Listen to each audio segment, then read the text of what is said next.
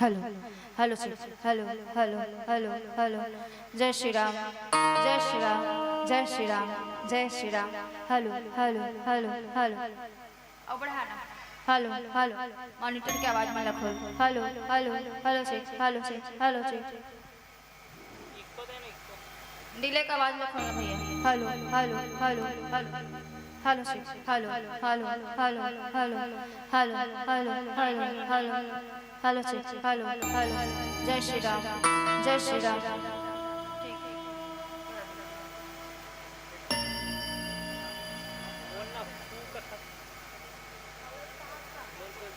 Hello hello.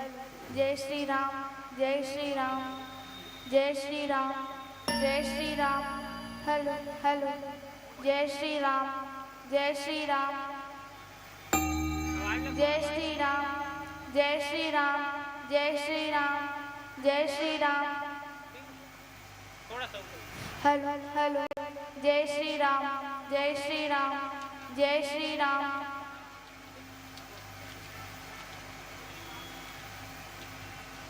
Hello hello. जय श्री राम जय श्री राम जय श्री राम जय श्री राम जय श्री राम जय श्री राम जय श्री राम जय श्री राम।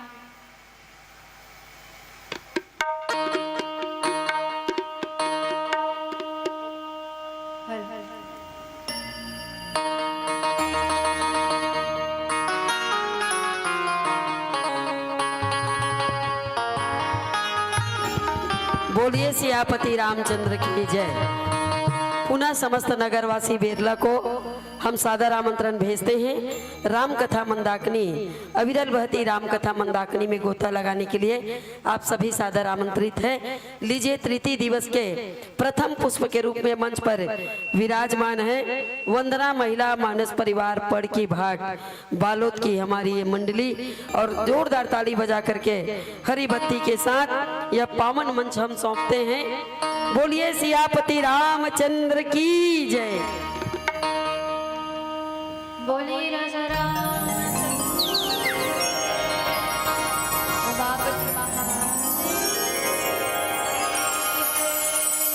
पवन सुत हनुमान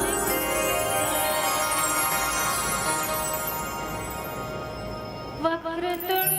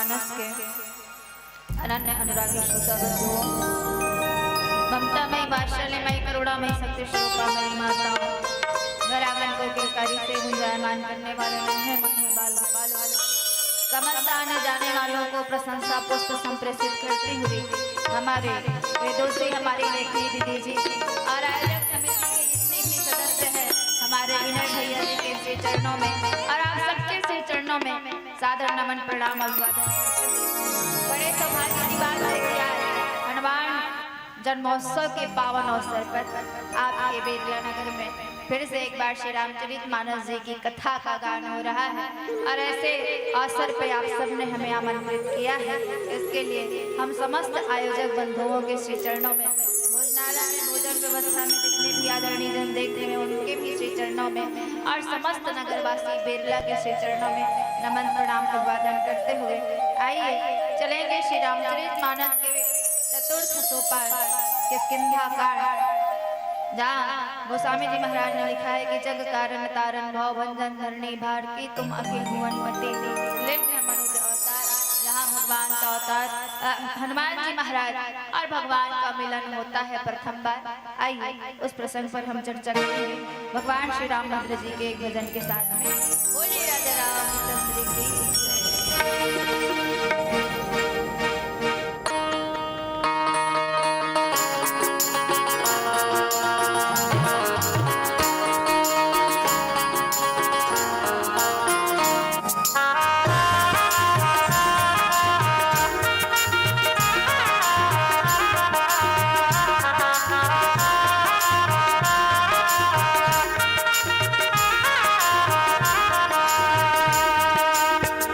राम की लो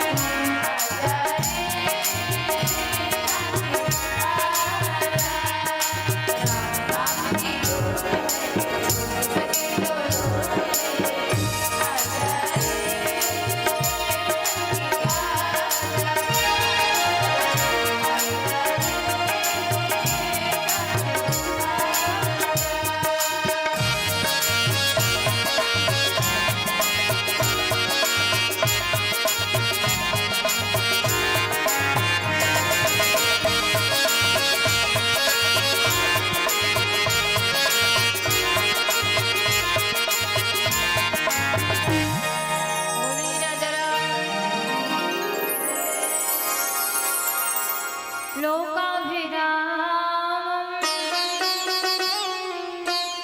रणरङ्गधीरं राधेयनेत्रं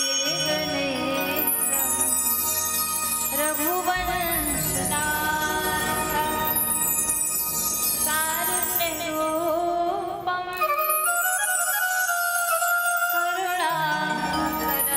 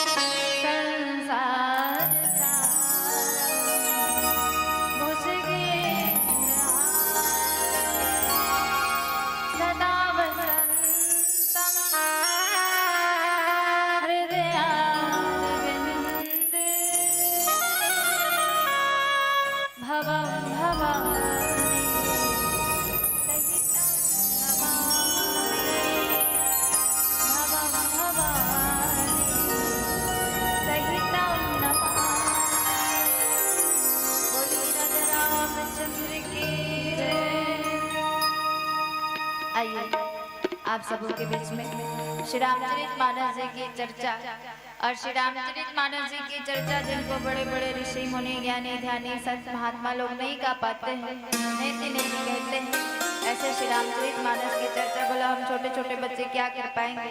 फिर भी आप सबके श्री चरणों में निवेदन करते हुए कि जो बालक दो तरी बात सुने मुदित मन पितु और माता के भाव को रखते हुए आइए श्री रामचरितमानस की वो कथा की ओर चले जहाँ भगवान श्री राम और हनुमान जी महाराज का मिलन होता है ऋषिमुख पर्वत पे। और ऋषिमुख पर्वत पे कौन है तो बोले ऋषिमुख पर्वत पे जीव है और नीचे परमात्मा है। ऊपर में कौन बैठे हैं तो सुग्रीव जी महाराज बैठे हैं और सुग्रीव जी महाराज बैठे हैं और नीचे तरफ भगवान श्री रामचंद्र जी लक्ष्मण जी महाराज के साथ में माता सीता जी को खोजते हुए ढूंढते हुए ऋषिमुख पर्वत पे आज पहुंच गए हैं। और उनको जब देखा इन्होंने तो बोले सुग्रीव जी महाराज ने, तो सुग्रीव जी महाराज ने जब देखा तो दूर से जब देखा भगवान को तो उनके मन में लगा कि कहीं मेरे बड़े भाई बाली के द्वारा भेजे गए कोई दूत तो नहीं है, कोई दूत तो नहीं है मेरे बड़े भाई बाली के द्वारा भेजे हुए जो मुझको मारने के लिए इधर आ रहे हैं। और जीव के एक स्वभाव रखे बहुत जल्दी डर आ जाते और बहुत जल्दी संदेह आ जाते जीव के जीवन में। तो फिर सुग्रीव जी महाराज जब देखे तो अपन सबसे विश्वास पात्र मंत्री कौन है तो हनुमान जी महाराज। और हनुमान जी महाराज कौन है तो बोले हनुमान जी महाराज भगवान शंकर जी की 11वें रुद्रावतार के रूप में जिनका जन्म हुआ है और जिनके जन्मोत्सव कार्यक्रम आज बेरला में त्रिदिवसीय चल रहा है। ऐसे हनुमान जी महाराज तो उन्होंने उनको भेजा सुग्रीव जी महाराज ने हनुमान जी महाराज को कि जाओ पता लगा करके आना कि ये दोनों कौन है। और जिनका जन्म हुआ है हनुमान जी महाराज का किस लिए तो बोले भगवान के कार्य करने के लिए जिनका जन्म हुआ है। ऐसे हनुमान जी महाराज को किसने भेजा तो सुग्रीव जी महाराज ने जब भेजा तो हनुमान जी महाराज भगवान के समक्ष आते हैं और कैसे वेश बना के आए तो बोले ब्राह्मण का वेश बना करके आते हैं, ब्राह्मण का वेश बना करके।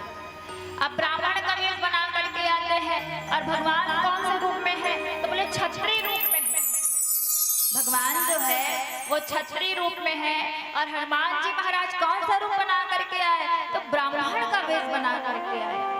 अब ब्राह्मण के वेश बना के धन गोस्वामी जी महाराज लगातार 6 पंक्तियों भगवान हनुमान जी महाराज भगवान ला प्रश्न पूछते थे। कहाँ से शुरुआत हुई तो गोस्वामी जी महाराज ने लिखा कि विप्र रूप धरि कपित गयो माथ नाय पूछत अस भयो को तुम श्यामल गौर शरीरा क्षत्रिय रूप फिरहु बनवीरा।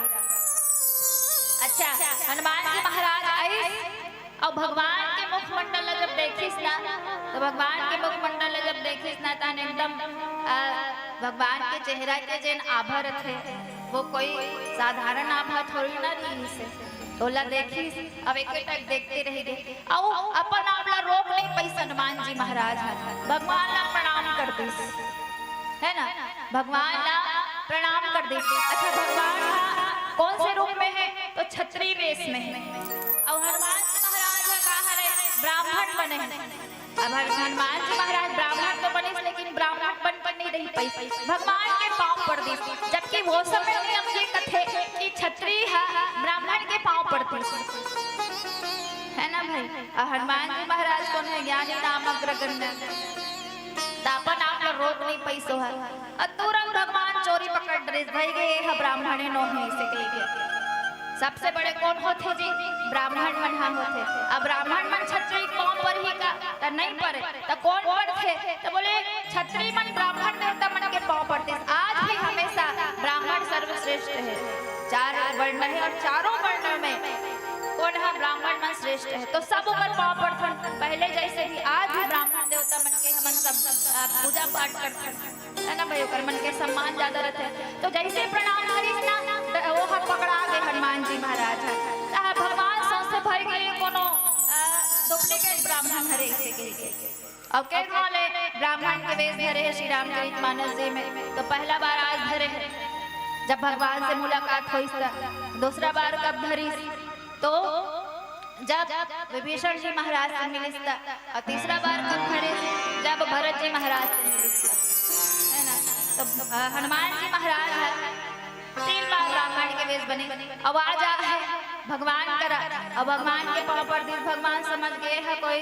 साधारण रोजाना थे हनुमान जी हरे कही कैसे नहीं जाने अंतर्या में भगवान लीला करे पर जेकर अभी जन्म हो जब जब हो धर्म की हानि बाढ़ आई असुरधम अभिमानी तब तब धरी प्रभु विविध शरीर हरि कृपानी और भगवान की लीलाओं को तो वही जानते हैं जिस पर भगवान की कृपा होती है गम लीला है लीलाधर बड़े लीला अवतारी हो तुम्हें वह जान सकता है कृपा जिस पर तुम्हारी हो। भगवान के समक्ष आज हनुमान जी महाराज पहुंचे हैं और हनुमान जी महाराज पहुंचे हैं और उनके मुखमंडल की आभा को देख कर कह पड़े कि को तुम श्यामल गौर शरीरा छत्री रूप फिरहु बनवीरा हे वीर सांवले और गोरे शरीर वाले आप कौन है जो छत्री के रूप में वन में फिर रहे हैं। हे स्वामी कठोर भूमि पर कोमल चरणों से चलने वाले आप किस कारण वन में विचर रहे हैं। पहला क्वेश्चन करी भगवान हनुमान जी महाराज भगवान कैसे क्वेश्चन करी कि हे वीर सांवले और गोरे शरीर वाले तो सांवला शरीर के कौन है रे तो सांवला शरीर के भगवान राम जी हर युग में भगवान के दिन में कहा रंग रथे सांवला वाले रथे गोरा वाले नहीं रहे और सांवला मन बड़ा स्मार्ट भी दिखते है ना लेकिन भगवान जिन है कि इसकी संसार में अगर सबसे ज्यादा सुंदर कोई है तो वो कौन है तो बोले भगवान विष्णु जी के स्वरूप राम जी और राम जी के रूप ला देख के तो सब मोहित हो ही जाते ना। जब मिथिला नगरी में प्रवेश करे तो जैसन पूता करत रहे सब ला छोड़ के केवल भगवान ला देखे के पूता करत रहे तो ऐसे भगवान राम जी तो बोले सावले अच्छा गोरे शरीर वाले कौन तो बोले गोरे शरीर वाले लक्ष्मण जी महाराज तो बोला जब देखिए हनुमान जी महाराज है तो हनुमान जी महाराज कहें कि प्रभु सावले शरीर वाले और गोरे शरीर वाले आप कौन है बताइए कौन है आप जो इतने कठिन भूमि पे जंगल मन के ओकर अब पर्वत मन में हावे का पर्वत मन के जैन भूइया रखे हो मन कैसे रही एकदम कठोर भूमि और सोचिए जैन युवराज मन कभी जैन मन रोज दिन भर में 56 भोग खाए जैन मन बिना कहे जाए चप्पल के देंगत भी नहीं रही सोही वो मन आज खड़ाऊ पहन के बिना खड़ाऊ के कहाँ चलत है तो बोले जंगल में चलत है तो बिहिल देख के हनुमान जी महाराज कहे कि इतने कठोर भूमि पे आपके कोमल कोमल चरण चल रहे हैं आप इतने जंगल के दुख को क्यों सह रहे हैं कठोर भूमि पे आप किस कारण आपके कोमल चरणों को चला रहे हैं कौन है आप लोग भगवान हनुमान जी महाराज भगवान से पूछते आओ एक भजन करते फिर ओकर बाद आगे की चर्चा करते। की जय।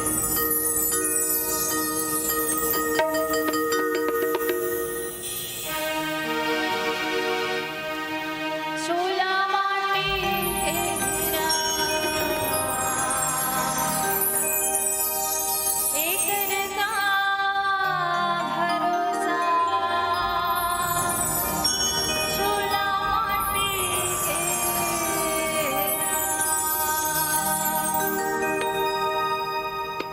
चोला माटी तेरा एक का भरोसा चोला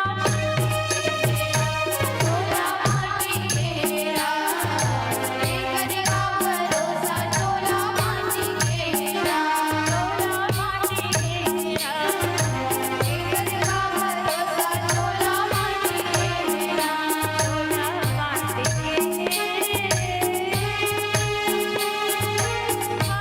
चोला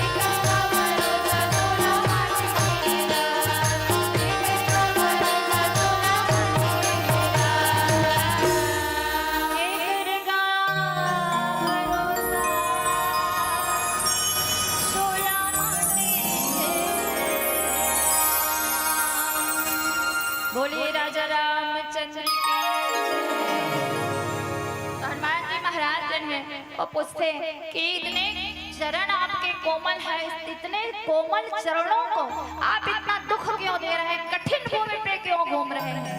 और उसके बाद कहा कि मृदुल मनोहर सुंदर गाता, सहत दुसह बन आतप बाता, की तीन देव मह को नर नारायण की तुम दो।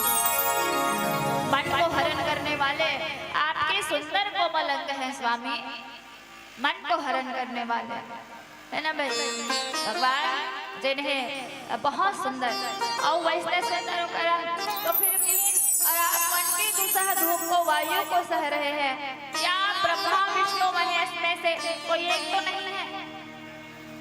अब साधारण आदमी मन अलग दिखते, अब देखे तो जैन है काय रथे, कोई विशेष तप करत रथे, कोई साधना करत रथे, वो आदमी मन थोड़ा अलग दिखते है ना भाई।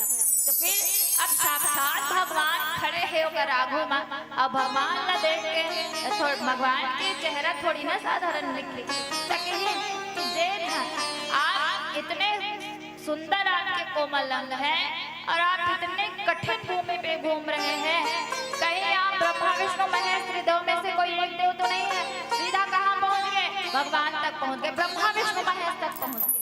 हनुमान जी महाराज कि तुम तीन देव बहुको नर नारायण की तुम दो, इन तीनों देवताओं में से कहीं आप तो नहीं है, नर और नारायण तो नहीं है आप, जो किनके रूप में, मनुष्य के रूप में जन्म लेके आए हैं। आप सीधा कहाँ पहुंचे, तो गोस्वामी जी महाराज लिखे कि जग कारण तारण भाव भंजन धरणी बार, और अरे तुम अखिल भुवन पति न मनुज अवतार।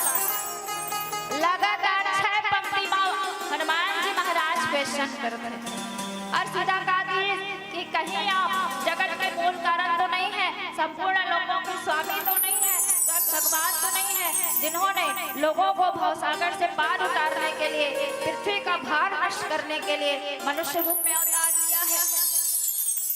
अदना प्रश्न ला हनुमान जी महाराज आप पूछते भगवान, अब भगवान चुपचाप खड़े होके देखा था, मतलब सुना था। वार्तालाप के यही एक जन बढ़िया नियम है रे, सामने वाला जब बोला था ना तो सामने एक जन बोला थे तो एक जन चुपचाप खड़े होके सुनना चाहिए, ओकर बाद उत्तर देना चाहिए। अब भगवान हाँ अंत बेले चुपचाप सुने, अच्छा अब सुने ओकर बाद ओकर उत्तर देस भगवान।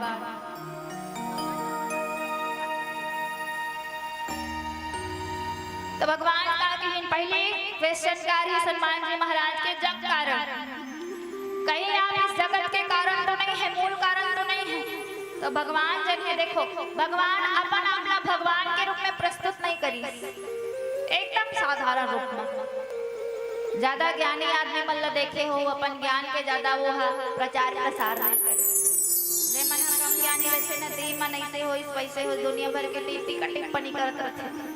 अजय मन भगवान तो अपन आपला कबू अपन भगवान बताते नहीं करिस कहीं पे भी।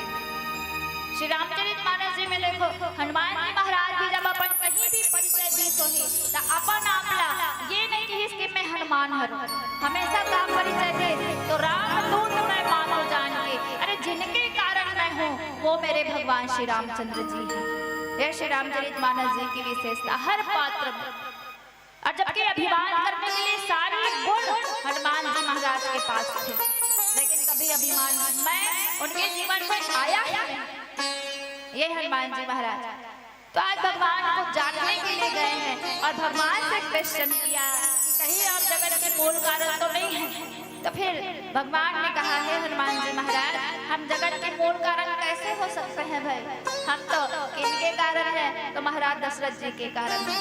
महाराज दशरथ जी हमारे पिता है, माता कौशल्या हमारी माँ है और हम उनके कारण इस संसार पे आए हैं, हम जगत के मूल कारण नहीं हैं। अब दूसरा क्वेश्चन के जवाब दे, क्या आप संपूर्ण लोगों के स्वामी हैं? स्वयं भगवान है, संपूर्ण लोगों के स्वामी है। तब भगवान मुस्कुरा के जवाब देते कि हे ब्राह्मण देवता, हम संपूर्ण लोग के स्वामी कैसे हो सकते हैं जी, हम तो अयोध्या के रहे हैं, है ना भाई, अयोध्या से निकाले हुए हरण, अयोध्या से निकाले हुए हरण और 14 बरस के वनवास में था। संपूर्ण लोक के स्वामी कैसे रहो, अपने कहाँ से निकाल दिए गए हैं, अपन अयोध्या से निकाल दिए गए हैं। तो कहा संपूर्ण लोकों के स्वामी रहो, जैसे संपूर्ण लोक के स्वामी रहते तो एक जगह बैठ के संसार के संचालन करत है। अब हमन तो खुदे अपन घर द्वार निकाल दिए गए हैं, कोई हमन स्वामी वामी नोहन जी, हमन तो साधारण मनुष्य धर्म से कहते हैं। अब बाकी कि कहीं आप लोगों को भवसागर से पार उतारने के लिए, पृथ्वी का भार नष्ट करने के लिए मनुष्य के रूप में आपने अवतार लिया है क्या? हनुमान जी महाराज पूछे तो भगवान उत्तर देते नहीं नहीं ब्राह्मण देवता, हमन कोई है भगवान के स्वरूप नहीं है, है ना, हमन साधारण मनुष्य हरण। अब इस धरती की बेटी सीता जो हमारे साथ वन में आई थी, हमारे साथ वन में आई थी, उनको किसी राक्षस ने हरण कर के ले, राक्षस ने हरण कर ले गए हैं। उसी को हम लोग ढूंढते हुए कहाँ है, तो बोले जंगल में घूम रहे हैं, और जो हमारे पत्नी का हम क्या नहीं कर सके, उनको बचा नहीं पाए, उनकी रक्षा नहीं कर पाए, तो लोगों की कैसे हम रक्षा करेंगे, लोगों को कैसे भवसागर से पार उतारेंगे, और कैसे धरती का भार हम उतारेंगे। भंजन धरनी भार, आप कहते हो ना कि भंजन धरनी भार, तो इस धरती की बेटी सीता, सीता मैया कहाँ से निकली है, तो बोले इस धरती से, इस धरती से माता सीता जी निकली हुई है। और माता सीता जी के धरती से निकले तेकर सती भूमि जल भी नाम है ना भाई। तो वो धरती की बेटी सीता जिनकी हम रक्षा नहीं कर पाए ब्राह्मण देवता, तो हम इस संसार की रक्षा कैसे करेंगे, धरती के भार को कैसे उतारेंगे। और आप हमें भगवान कहते हो, बताओ तो हम कोई भगवान नहीं है, हम तो एक साधारण मनुष्य है, महाराज दशरथ जी के सुपुत्र है भाई, तो कहाँ से भगवान हो पाएंगे। हम एक साधारण क्षत्रिय राजकुमार है, सारा परिचय। अच्छा, हनुमान जी महाराज परीक्षा ले बरा है, भगवान न जाने बरा है, भगवान कोई परीक्षा के विषय नहीं है। अतः भगवान की परीक्षा 250 ग्राम के दिमाग में यह भगवान के अथाह लीला है, ओला समझ नहीं पास तो कर परीक्षा ले जाबे, भगवान की लीला समझ में नहीं आए। और जानने के कौन जाने तो सोई जाने है जही रही हो जनाई, जैन भगवान जैन न जन्माना चाहते भी मन जाने। अब वो भी सामने कौन खड़े हैं, तो हनुमान जी महाराज खड़े हैं। अब हनुमान जी महाराज अपन माया मा लेवत है। आओ एक भगवान शंकर जी के भजन गाथा, ओकर बाद फिर आगे चर्चा करबो। बोले राजा रामचंद्र की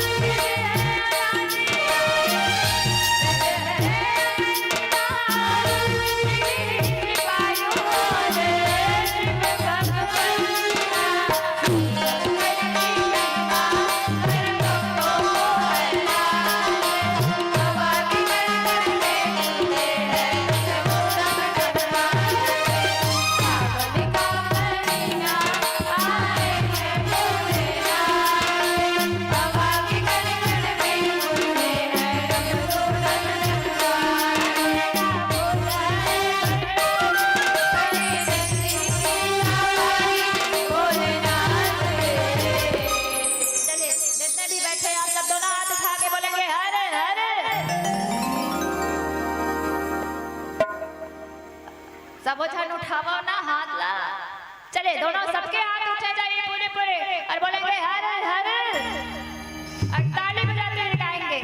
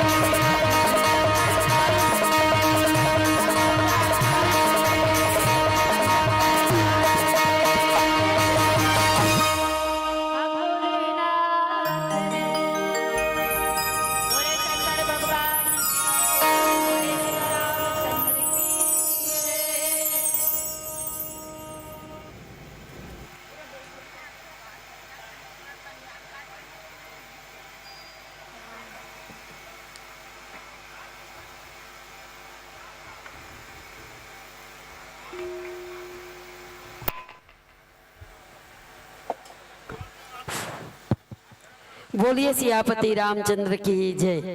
जोरदार ताली बजा करके अभिनंदन करेंगे। ये प्रस्तुति रही वंदना महिला मानस परिवार पड़की भाट बालोद की हमारी इन बहनों की बहुत ही सुमधुर संगीत अभी आप सुन रहे थे कर्णप्रिय संगीत के माध्यम से। और वहीं किष्किंधा कांड के पावन प्रसंग की बहुत सुंदर चर्चा आपके माध्यम से हो रही थी। और आइए शीघ्रता पूर्वक हम आपके सम्मान में जो राशि आई है उसकी चर्चा कर दे और इसके पूर्व निवेदन कर दे। इसके बाद मंचासीन होने वाली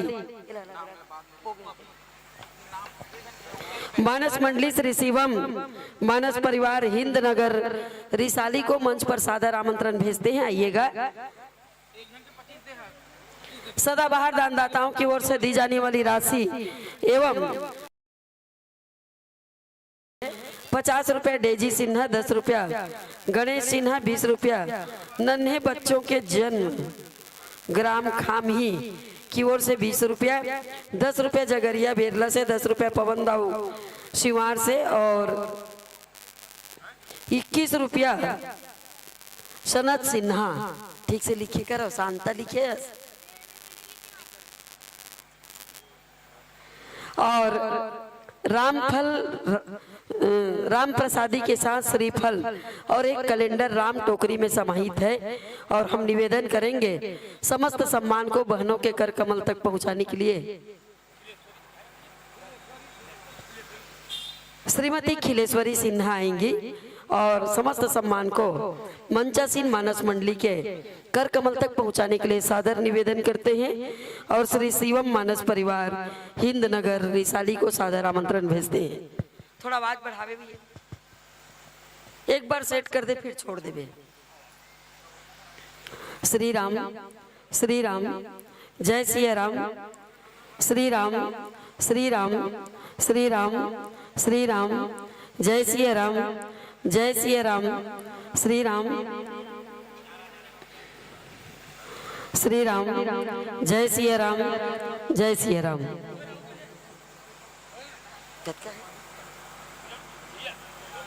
क्या है घटो?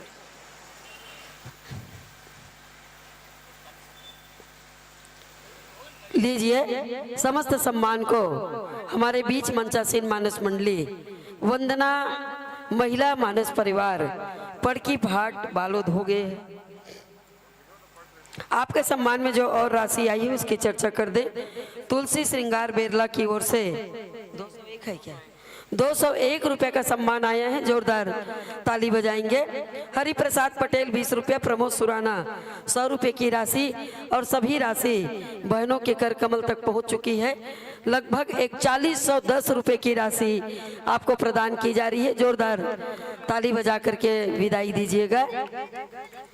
हनुमंत लाल जी महाराज की कृपा हुई तो पुनः ये पावन मंच सजेगा और इस पावन मंच पर हम आपको पुनः प्राप्त करेंगे। इसी आशा और विश्वास के साथ आगत वर्ष का आमंत्रण देते हुए पावन मंच से सादर विदाई आपको देते हैं। जोरदार ताली बजा करके विदाई दीजिएगा। हाँ आगे ना। श्री शिवम मानस परिवार हिंद नगर रिसाली। आइए बंधुओं, आप सभी का हार्दिक अभिनंदन, स्वागत, सत सत नमन करते हैं। सिन्हा भैया आ रहे हैं, आइएगा। हनुमंत लाल जी महाराज के श्री चरणों में स्वागत वंदन अभिनंदन के लिए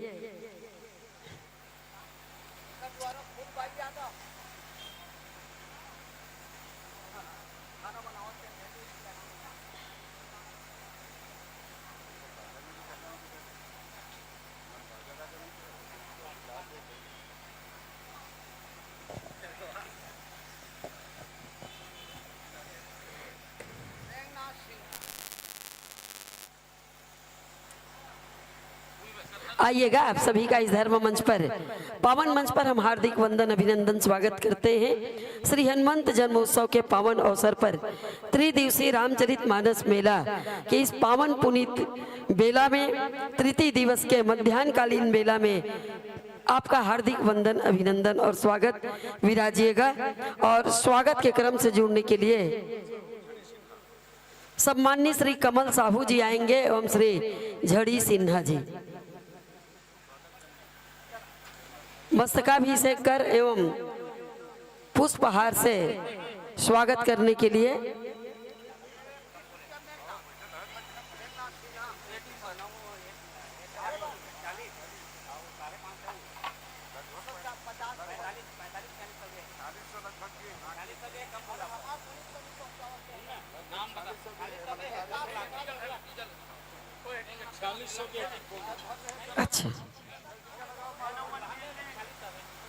अच्छा थोड़ा सा संशोधन कर लीजिए। अभी जो वंदना महिला मानस मंडली इस मंच से विदा होकर के गई है, एक 4100 ऐसे गिने थे पर 4600 रुपये की राशि उसको प्रदान की गई है। 4600 रुपये प्राप्त हुआ है सदाबहार दानदाताओं की ओर से, आयोजक समिति की ओर से, हमारे आदरणीय श्रोताओं की ओर से टोटल 4610 रुपये की राशि प्रदान की गई है।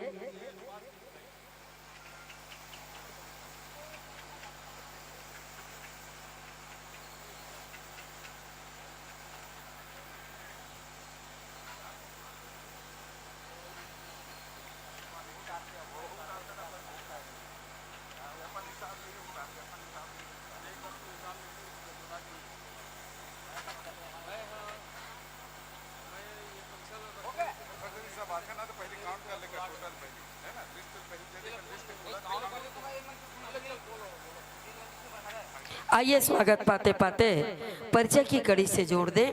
मंचासीन मानस मंडली है श्री शिवम मानस परिवार हिंद नगर रिसाली और मानस की व्याख्या करेंगे परम सम्मानी श्री के सिन्हा जी शिक्षक। बेंजो श्री गोविंद साहू जी बजाएंगे। 3 भूमिका में एक साथ के सिन्हा जी हैं। सम्मानी श्री के सिन्हा जी हारमोनियम, गायन एवं व्याख्या 3 भूमिका में। ऑक्टोपेट श्री डिलेश्वर यादव जी बजाएंगे।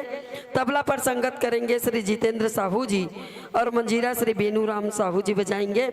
जन जन तक पहुंचाने को तुलसी के विमल विचार, ये आपका पावन सा उद्देश्य है और इसी उद्देश्य को लेकर के विभिन्न मानस मंचों की यात्रा आप करते हैं। प्रसंग का मिलान कर लीजिएगा। अयोध्या कांड दोहा क्रमांक 208। तुम कह भरत कलंक यह, हम सब कह उपदेशु, राम भगत रस सिद्ध हित, भाय समय गणेशु। अयोध्या कांड दोहा क्रमांक 208 देखिएगा और लीजिए वाद्य यंत्र का समायोजन कर लीजिएगा। तत्पश्चात यह पावन मंच हम आपको सौंपेंगे।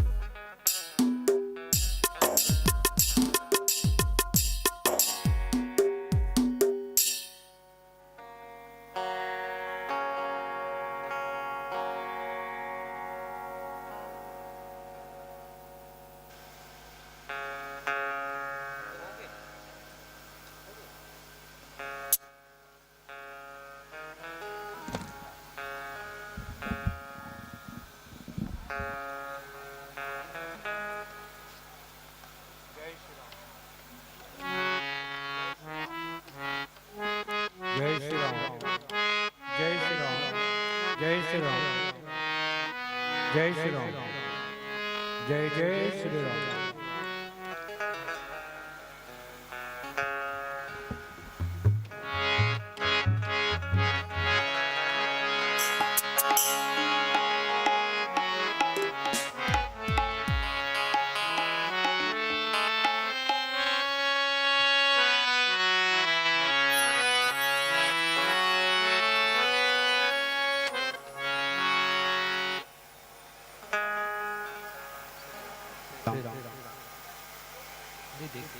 श्री राम, श्री राम, श्री राम, श्री राम। ठीक ठीक।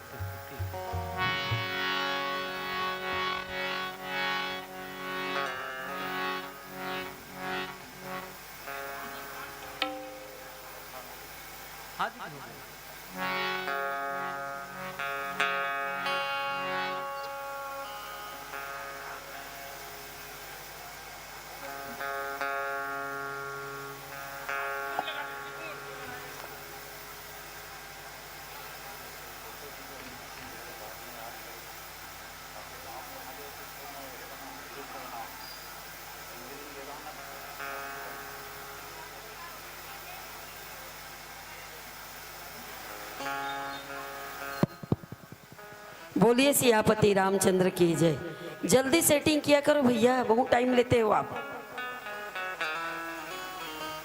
15 मिनट हो गया और उधर से दबाव है मंडलियों का। आज मैं निवेदन करूंगी, लीजिए हमारे बीच मंचासीन मानस मंडली है, श्री शिवम मानस परिवार हिंद नगर रिसाली के आदरणीय जनमंच पर विराजमान है।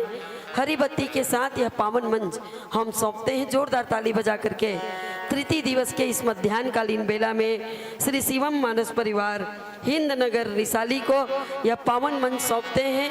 और लीजिए हरी बत्ती के साथ कि अच्छे को अच्छे की पहचान होती है, वरना जिंदगी मौत के समान होती है। जो हिम्मत हारते हैं वो जिंदगी से हार जाते हैं, और जिसमें हौसला होता है वो बाजी मार जाते हैं। बोलिए सियापति रामचंद्र की, पवन सुत हनुमान की। श्री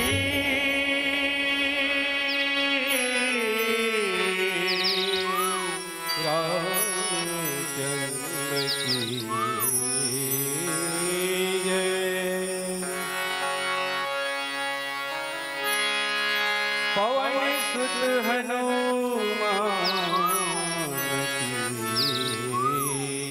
जय।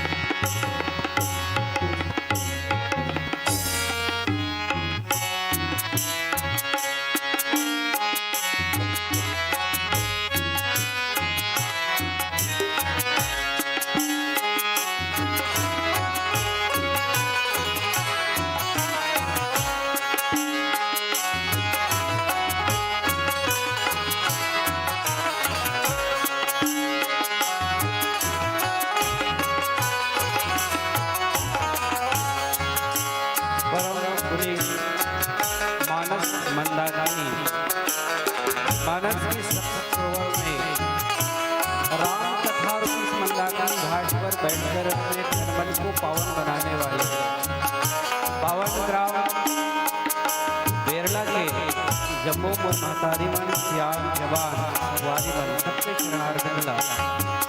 श्री शिवम मानस परिवार हिंदनगर विशाली को से कोटि से नमन वंदन है।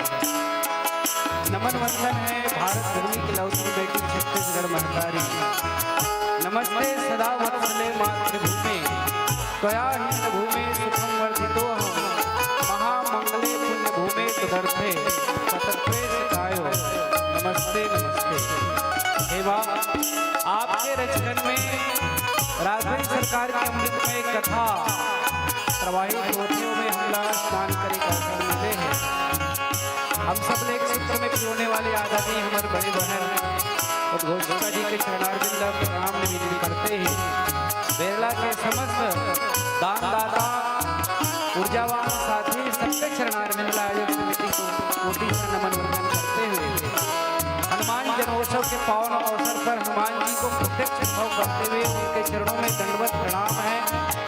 हनुमान जी, आप ही हमारे प्रेरक है, आप ही कथा से श्रवण करने वाले हैं। आइए हम चलते हैं अयोध्या की ओर। रामचरितमानस का दूसरा सोपान अयोध्या कांड, जहाँ पर महाराज भरत निकले हैं। एक प्रेमी अपने प्रेमास्पद से मिलने निकले और तुलसीदास जी ने कहा भी कि वास्तव में भरत कहाँ निकले हुए हैं। भरत निकले हैं, भरत तीसरे प्रहर कह किन्न प्रवेश प्रयाग कहत राम सिय उमग उमग अनुराग। भरत तीसरे प्रहर में प्रयाग पहुँचते हैं और प्रयाग पहुँचते हैं तो उसके मन में अत्यंत आनंद लोरे ले रहे हैं। फिर माँ यमुना में स्नान करते हैं और उससे पहले ही कह देते हैं, माँ अर्थन धर्मन काम रुचि गति चाहूं निर्वाण जन्म जन्म मुहि राम पद यह वरदान में।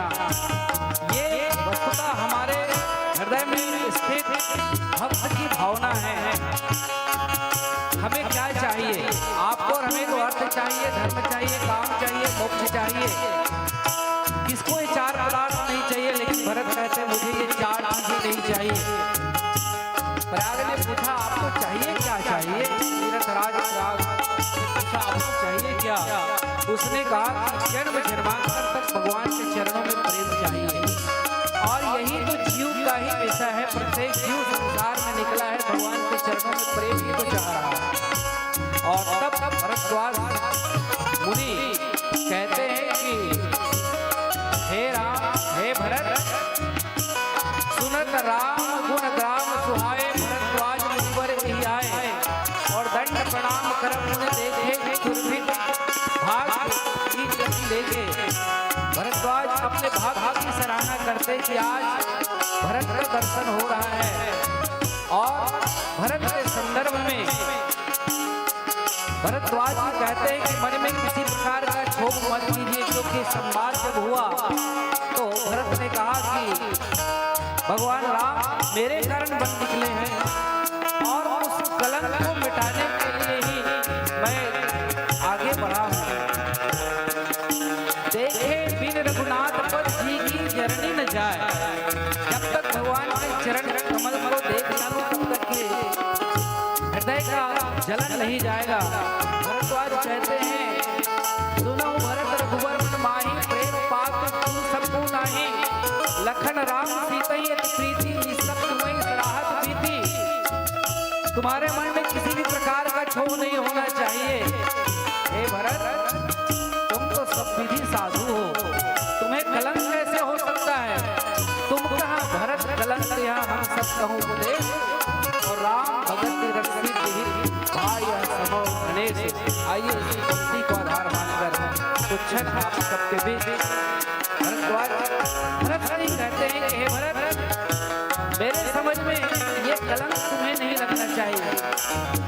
हम सबके लिए उपदेश है, भक्ति रस से सिद्धि के लिए ये अच्छा अवसर है और साथ भगवान आपको आपके माध्यम से भक्ति रस निकालना चाहता है, इसीलिए भगवान राम बन निकले। आइए इसी एक भगवान के चरणों में प्रेम समर्पित तत्पश्चात कथा संकल्प यात्रा की अवतार चल रही है।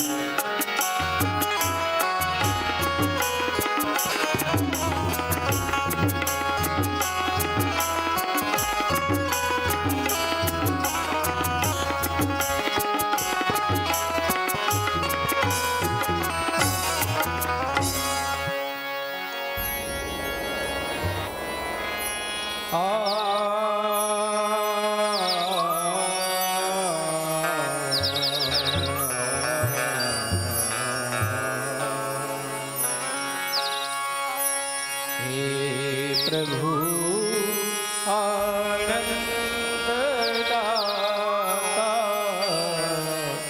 ज्ञान हमको दीजिए। भरत के हृदय में एक प्रेम का सागर हिलोरे ले रहा है। वो कहते हैं प्रभु आप तो आनंद दाता है, आनंद के सागर है, जो आनंद सिंधु सुख राशि सी करते त्रैलोक सुपास। ये कलंक जो लगा है प्रभु, वो कलंक जब तक न मिटे तब तक मुझे शांति कहाँ। आप आनंद दाता है। हे प्रभु आनंद दाता ज्ञान हमको दीजिए। हे प्रभु आनंद दाता ज्ञान हमको दीजिए। हे प्रभु आनंद दाता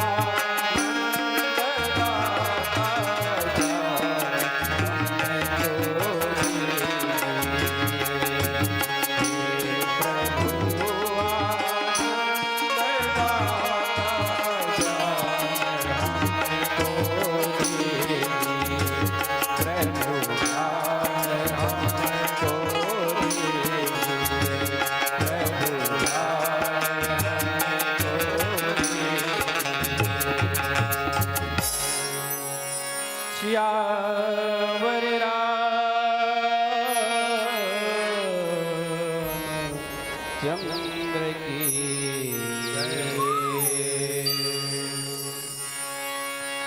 श्री गुरु चरण सरोज रज निज मन मुकुर सुधार।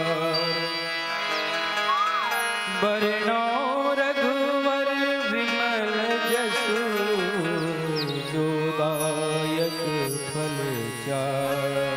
बुद्धिहीन तनु जानिके सुमिरो पवन कुमार।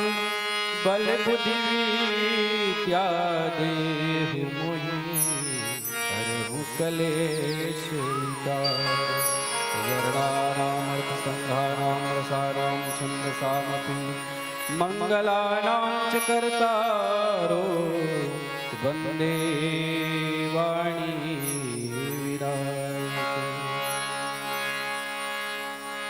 परम सम्मानी पावन मंच और मंच में उपस्थित समस्त करुणामयी वात्सल्यमयी और भक्ति से ओतप्रोत राम के युगल सरकार विराजमान है। आप सबके चरणारविंद को प्रणाम करते हुए आइए कथा की यात्रा करें। अयोध्या कांड दोहा क्रमांक 208।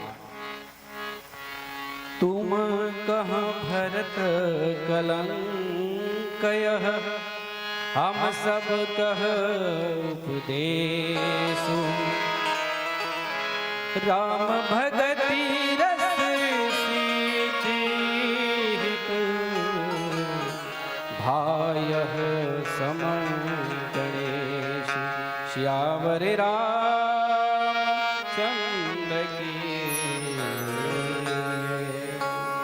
ये प्रस्तुत दोहा वस्तुतः भरद्वाज के शब्द है। याज्ञवल्क्य भरद्वाज त्रिवेणी संगम में सब ऋषि मुनि स्नान करने आए हैं और वो भी और सब चले गए, लेकिन भरद्वाज ने अपना आश्रम वही लगाया हुआ है। इधर भरत अपने प्रेमास्पद को मिलने या साधक जो होता है साध्य तक पहुंचता है। इस भांति से साध भरत का साध्य तो भगवान राम है। जीव दृष्टि से देखें तो राम समस्त जीवों के स्वामी हैं, अर्थात जीव दृष्टि से जीव अपने स्वामी से मिलने जा रहे हैं। लीला के दृष्टिकोण से यहाँ पर भरत राम से मिलने जा रहे हैं और भक्ति के दृष्टिकोण से यदि सोचे तो एक भक्त अपने प्रेमास्पद से मिलने जा रहे हैं। और इस घड़ी में एक ठहराव हो रहा है और वो ठहराव है तीर्थराज प्रयाग। प्रयाग में पहुंचते हैं भरत और स्नान करते हैं। स्नान करने के बाद जब स्नान हुआ और उसी समय के भाव को ही भरद्वाज पकड़ लिए।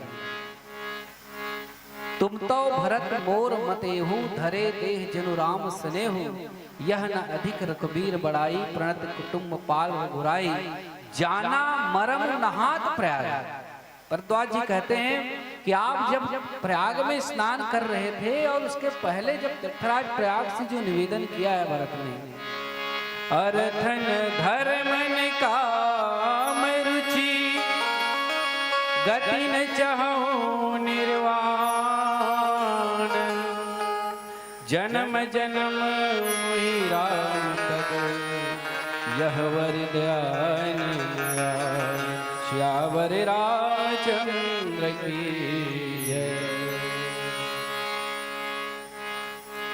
भरत के ये चार दृढ़ संकल्प अर्थन धर्मन काम रुचि गति न चाहो निर्माण। जन्म जन्म मोहि राम पद यह वरदान आन। भरद्वाज ने इस वाक्य को, इस उद्घोष को जब सुना वही से समझ गए कि वास्तव में भरत क्यों जा रहा है, किस काम के लिए जा रहा है, कहां जा रहा है। जन्म जन्म भगवान के चरणों में अनुराग मांगने वाला उस चरण से मिलने ही जा रहा है। और इतना अगाध प्रेम संसार में आपको और हमको क्या चाहिए? अर्थ चाहिए, धर्म चाहिए, काम चाहिए और मोक्ष चाहिए। इसी चार में ही हमारा जीवन बंधा हुआ है। पर भरत ने कहा कि मुझे प्रभु ये मैया हे तीर्थराज प्रयाग, मुझे ये चारों ही नहीं चाहिए। तो फिर क्या चाहिए आपको? उसने कहा जन्म जन्मांतर तक प्रभु के चरणों में प्रेम चाहिए। स्नान किया और तब भरद्वाज का आश्रम वहां पास में, भरद्वाज के आश्रम में भरत पहुंचते हैं तो वार्तालाप हुआ और उसने कहा, हे ईश्वर, मेरे जीवन की विडंबना यही है, राम गवन बन अनरथ मूला, विश्वभूला।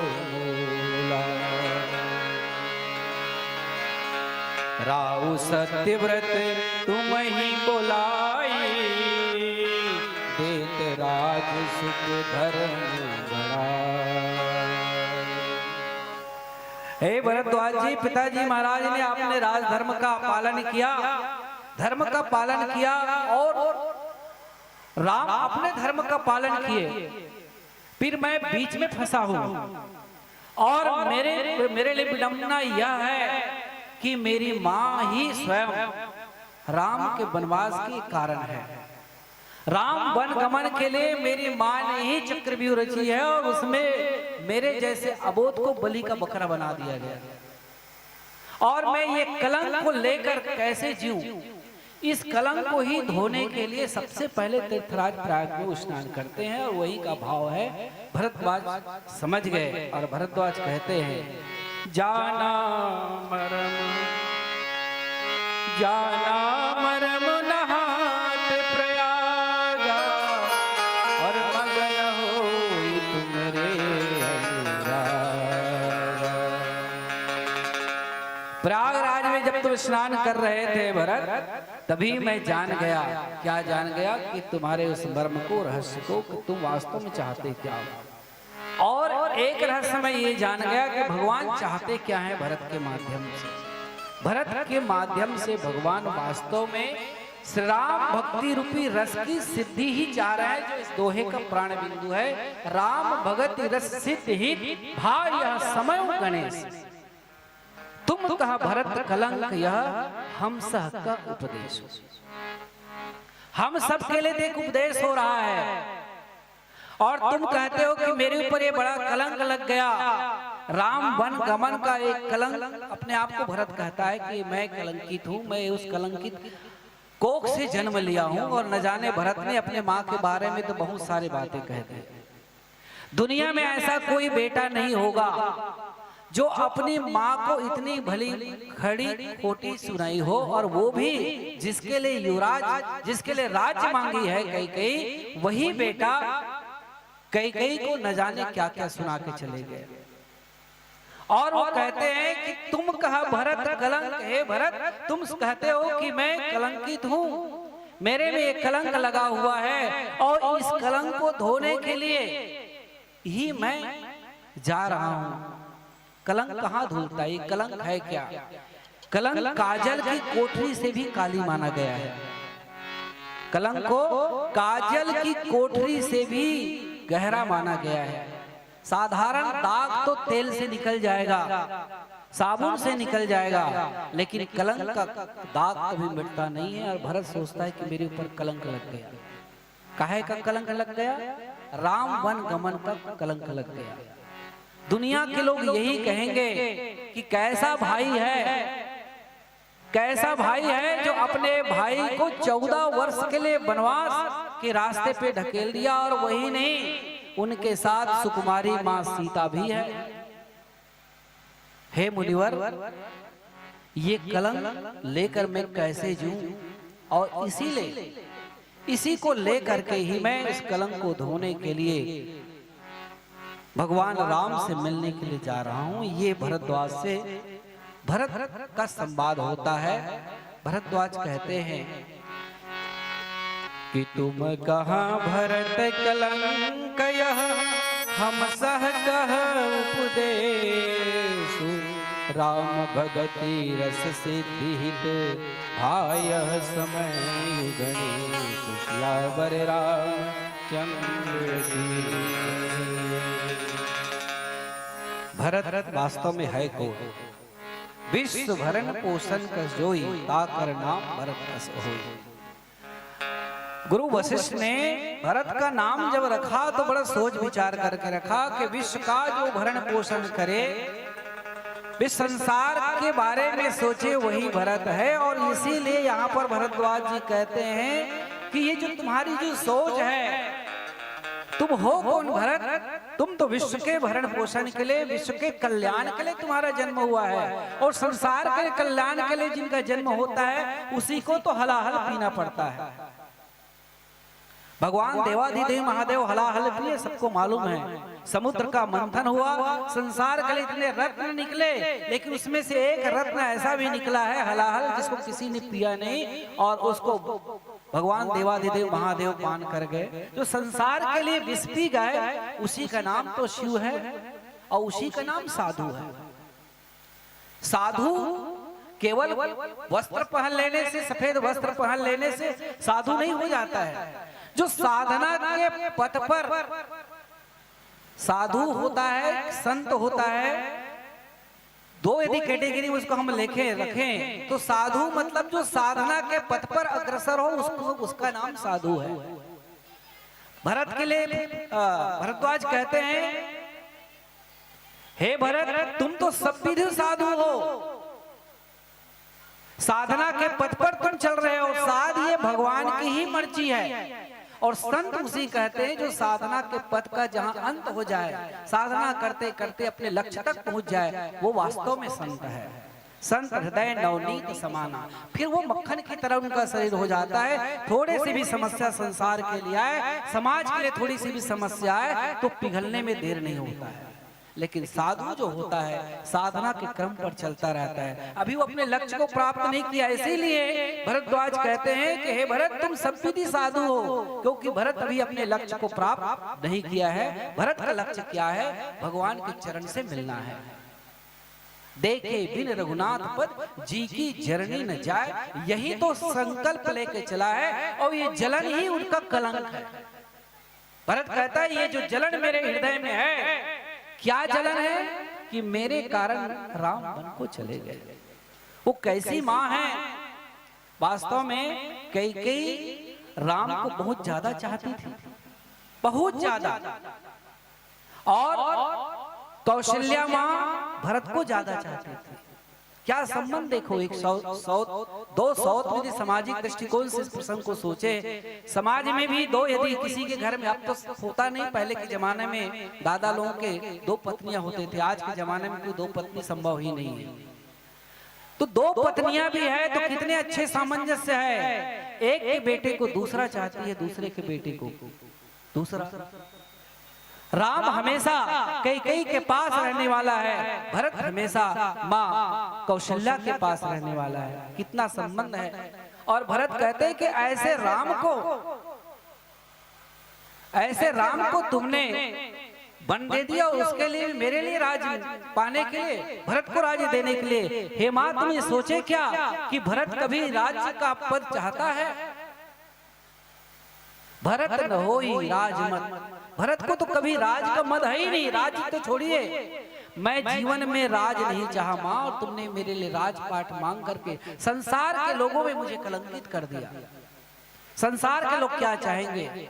क्योंकि जब राम वन को गए तो अयोध्या कैसे हो गया? एक शमशान की तरह हो गया। भरत जब आए तो यही तो देखे, सब मुंह लटकाए हुए, केवल एक कैकेयी है जो आरती की थाल लेकर खड़ी थी।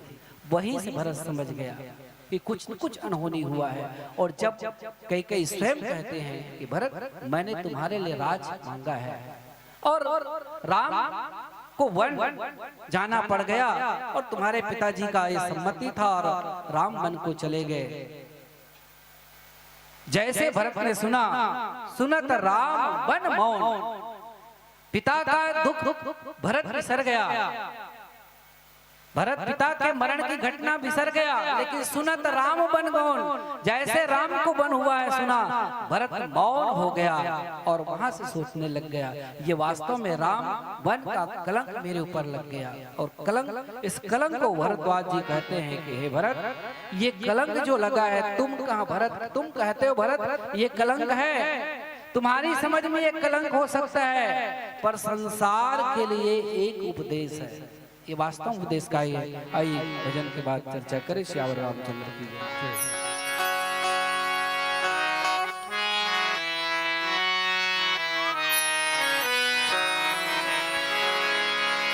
भरत कहते हैं, प्रभु मैं तुम्हारे चरणों को छोड़कर जाऊं तो जाऊं कहां।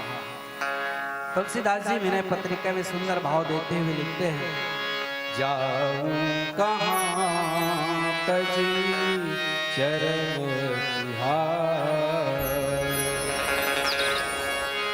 काको नाम पतिति पावन जग, काको नाम पतिति पावन जग, कहियति दीन प्यारे,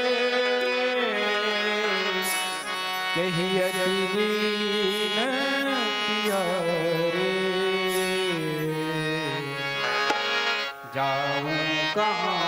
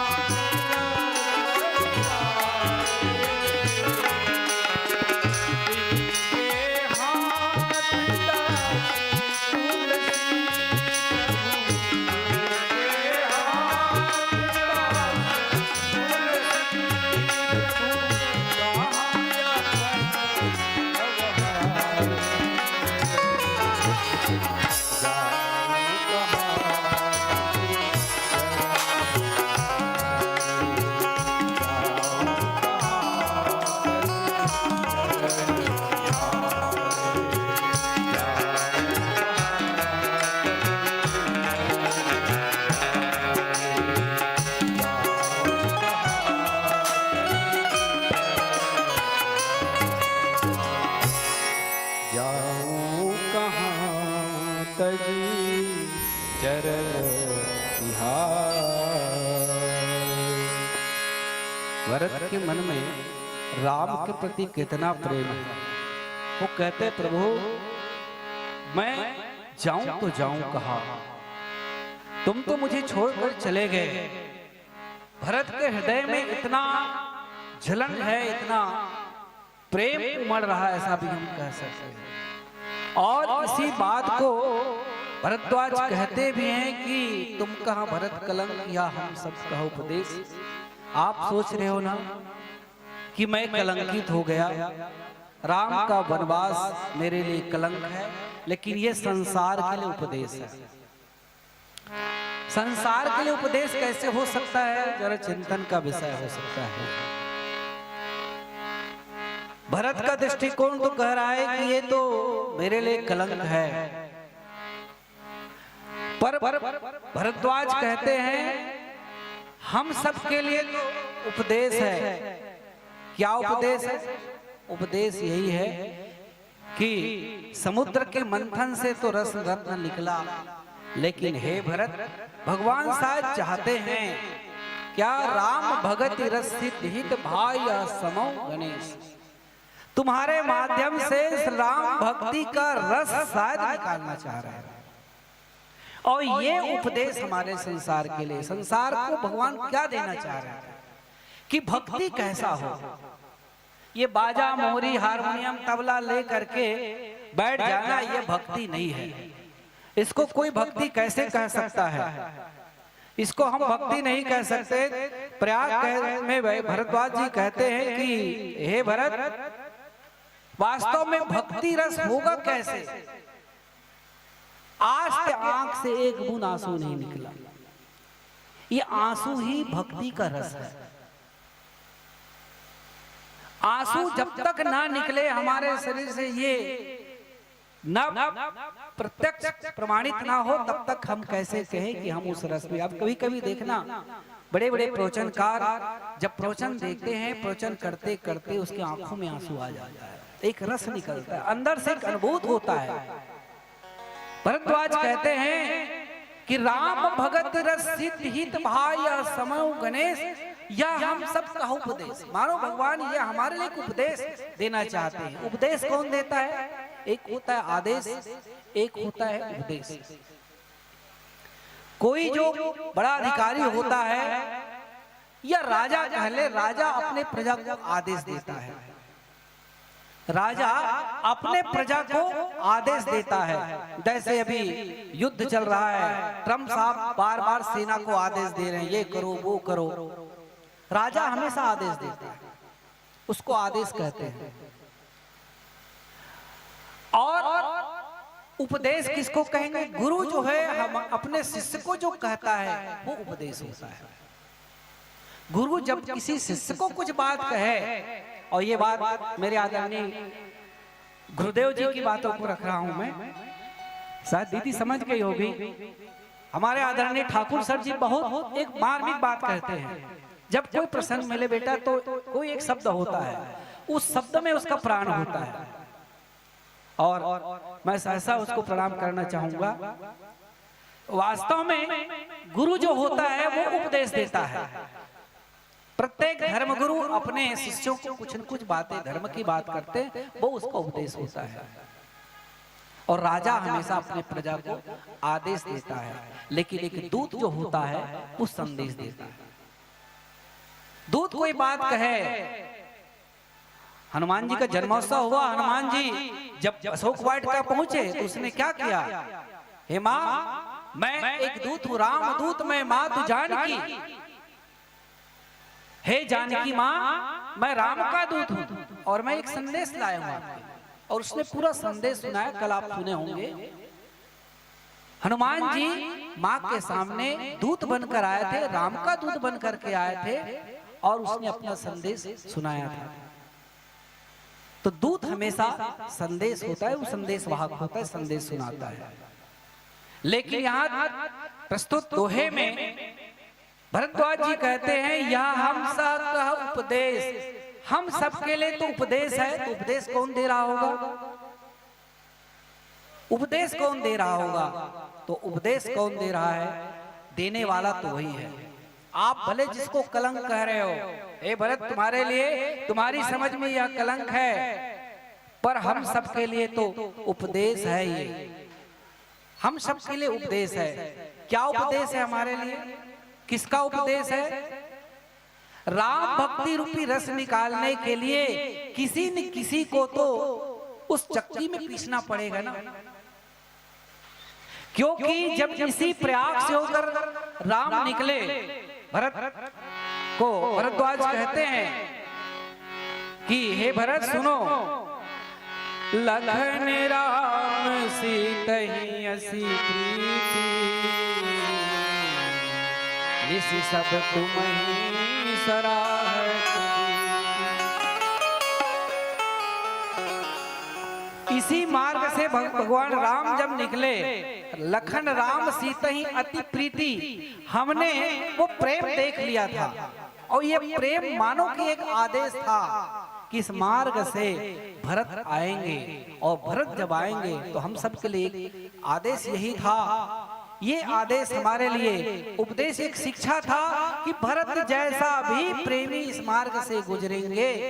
प्रेम कैसे होना चाहिए?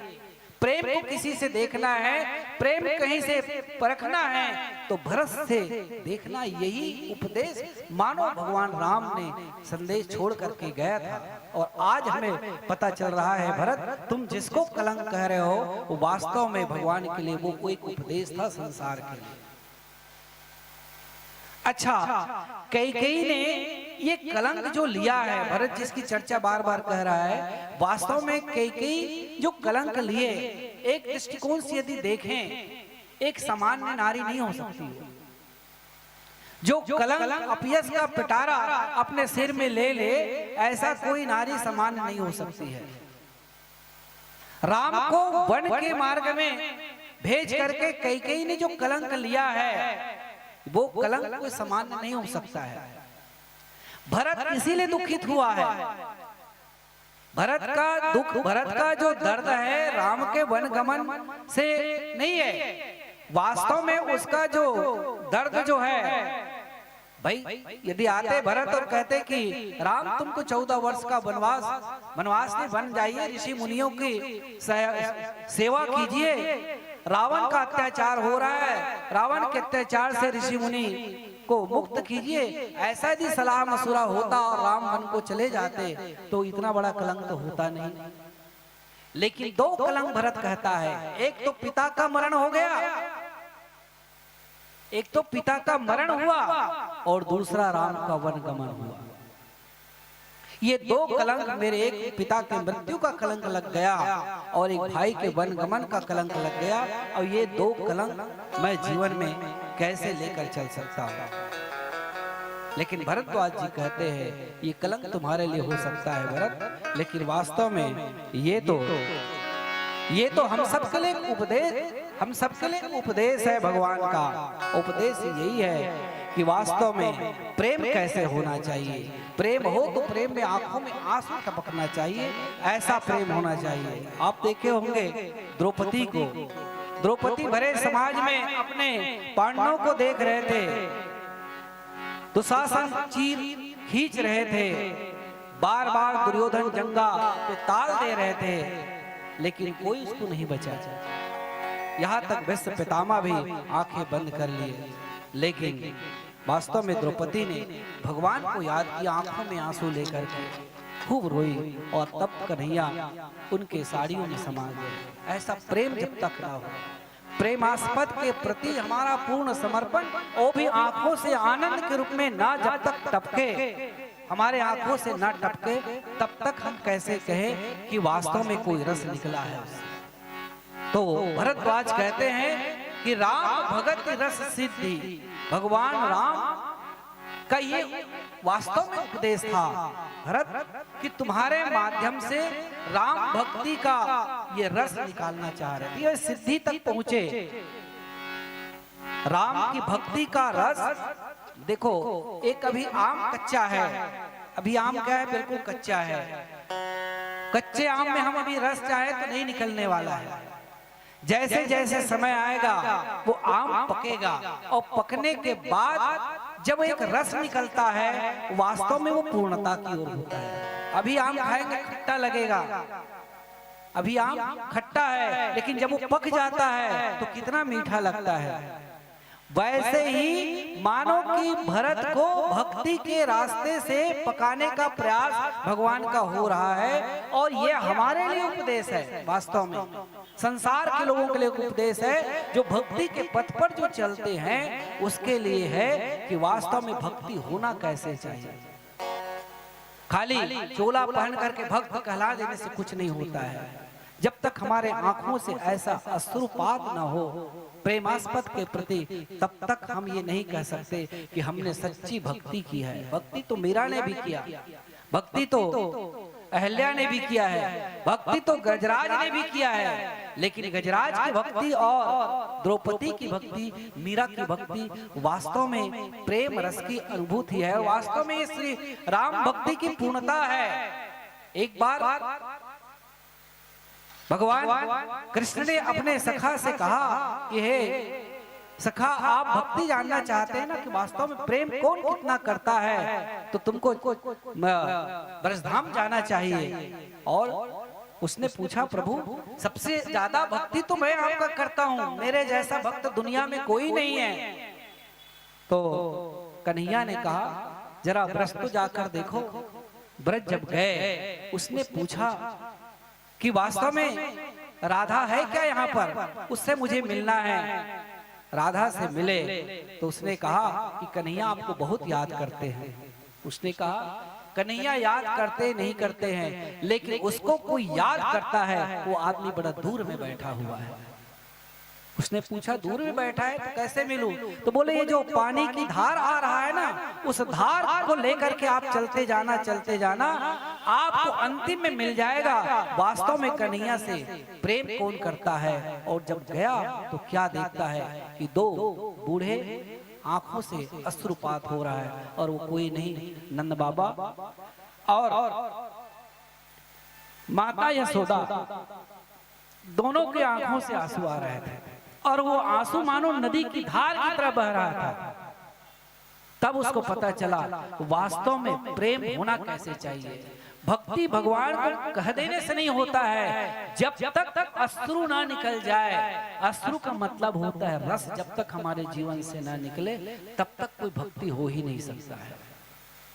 तो यहाँ पर भरद्वाज जी कहते हैं कि हमसा का उपदेश, हमारे लिए उपदेश यही आया है भरत, जिसको तुम कलम कह रहे हो, ये राम भक्ति रूपी रस की सिद्धि का ये समय, इस सिद्धि का मार्ग किसी चुना गया है तो तुमको चुना गया है। और इसलिए कहा कि भरत रूपी समुद्र का मंथन भगवान राम करना ही चाह रहे हैं। भरत रूपी समुद्र को मत करके राम के विरह रूपी मथाने से भगवान चाह ही क्या रहे हैं, यही राम भक्ति रूपी रस को निकालना चाह रहे हैं। अब कोई कहे किसी विरह वेदना में व्याकुल है, उससे रस कैसे निकलेगा? तो मैंने अभी नंद और यशोदा का आपको उदाहरण में रखा कि नंद और यशोदा वास्तव में वो माँ बाप सोचिए जिसका बेटा जब उसको जरूरत था उस समय उनके पास नहीं है, और लेकिन आंखों से अश्रुपात हो रहा है, ये विरह का रस है। और जब तक ये विरह रस ना निकले, ये विरह है क्या? जीव और ईश्वर, जीव चाहता है ईश्वर से मिलना, भरत चाह ही रहा है ना, जन्म जन्म मोहि राम पद यह वरदान आन। भरत का क्या है? भरत यही तो चाहता है, राम के चरणों से मिलना। आध्यात्मिक दृष्टिकोण से इस प्रसंग को यदि हम देखें तो वास्तव में मैंने पहले कहा, जीव धर्म से यदि सोचे तो जीव अपने इष्ट को मिलना चाहता है, और इसी के मिलन में जो विरह है, ये विरह है संसार। ये संसार रूपी सागर ही विरह का सागर है, और इसी में जीव भटका हुआ है और भगवान को पा नहीं पा रहा है। वो रोता है, बिलखता है, कभी हंसता है, क्योंकि संसार को एक नदी भी कहा गया है। संसार है एक नदिया, सुख दुख दो किनारे हैं। ये दो किनारों में ये जीव भटक रहा है, लेकिन रस उसको नहीं मिल रहा है। लेकिन भरद्वाज कहते हैं कि आपके माध्यम से ही वो रस की निष्पत्ति, रस की सिद्धि भगवान चाहते हैं। आइए भजन का सहारा लेकर आगे के विषय पर चर्चा करें। श्यावर रामचंद्र की जय।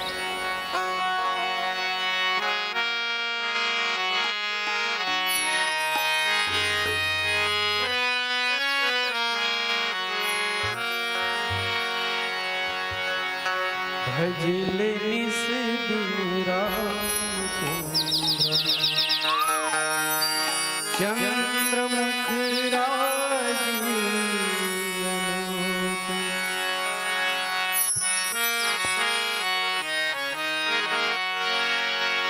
भजले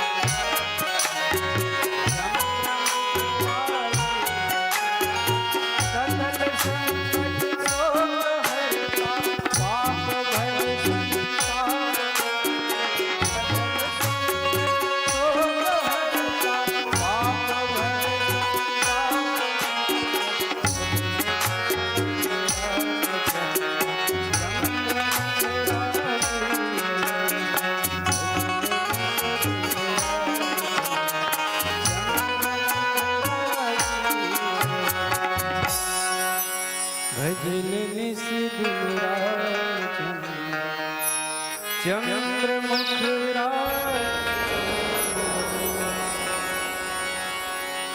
भक्ति और भजन, राम भगत रस, ये भक्ति क्या है?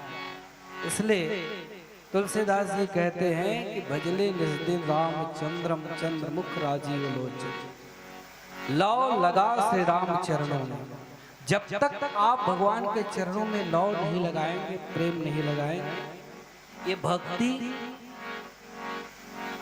भक्ति शब्द को भज सेवायाम धातु से भी लिखा लिया गया है। दुनिया की सेवा करो। भक्ति है क्या? जिस भक्ति रस की निष्पत्ति की चर्चा, यहाँ पर सिद्धि की चर्चा, या श्री गणेश भरद्वाज तो कहते हैं ये श्री गणेश का शुभ अवसर आपके माध्यम से भगवान निकालना चाह रहे हैं। यही संसार के लिए एक उपदेश छोड़कर चले गए। भक्ति क्या है? किस भक्ति रस की चर्चा भरद्वाज जी भरत से कहना चाहते हैं। भज सेवायाम धातु कहा गया है, माने सेवा करो। संसार के प्राणी मात्र की सेवा करना ही भक्ति है। आप और हम इसका उल्टा अर्थ लगाते हैं। कोई सोचता है कि अच्छा लंगर लगा दे, अपने माता पिता के नाम से बढ़िया भोजनशाला चला दे हनुमान जन्मोत्सव के दिन। क्या यही सेवा है? कुछ लोग कहते हैं नहीं नहीं, इससे भी भगवान की भक्ति हो रहा है। कुछ लोग कहते हैं नहीं, किसी अनाथ आश्रम में जाकर वहां पर रहने वाले बुजुर्गों के लिए कंबल दे दो, भोजन व्यवस्था कर दो, ये भी एक प्रकार की सेवा है। कि वास्तव में सोचा जाए, हमारे कर्मों की एक सीढ़ी हो सकता है, साधक के लिए एक पथ हो सकता है, रास्ता हो सकता है, ये पड़ाव भी हो सकता है, लेकिन वास्तव में भक्ति वो नहीं है। भक्ति का मतलब सेवा करना तो है। सेवा किसका करना चाहिए संसार में? दुनिया में किसी ने हमें लाया तो हमारी माता पिता ने लाया है, और माता पिता की सेवा को छोड़ करके, उसकी भक्ति को छोड़कर हम दुनिया की सेवा में लगे, दुनिया की भक्ति करते रहे। मेरे हिसाब से, मैं हाथ जोड़कर विनती करूंगा, ये मेरा अपना चिंतन है, मेरे हिसाब से वो भक्ति नहीं हो सकता है। एक छोटा सा दृष्टांत आपके बीच रखूं। दीदी ये बत्ती क्या लाल ऐसा लगता है कि मैं लाल जला है क्या? नहीं, अच्छा वही चल रहा है। नहीं, मैं बार बार सोच रहा था ये लाल जला है क्या। अब वो मेरी बहन है इसलिए बोल लिया, क्षमा चाहूंगा, नहीं तो दूसरे संचालक होता तो नहीं बोलता।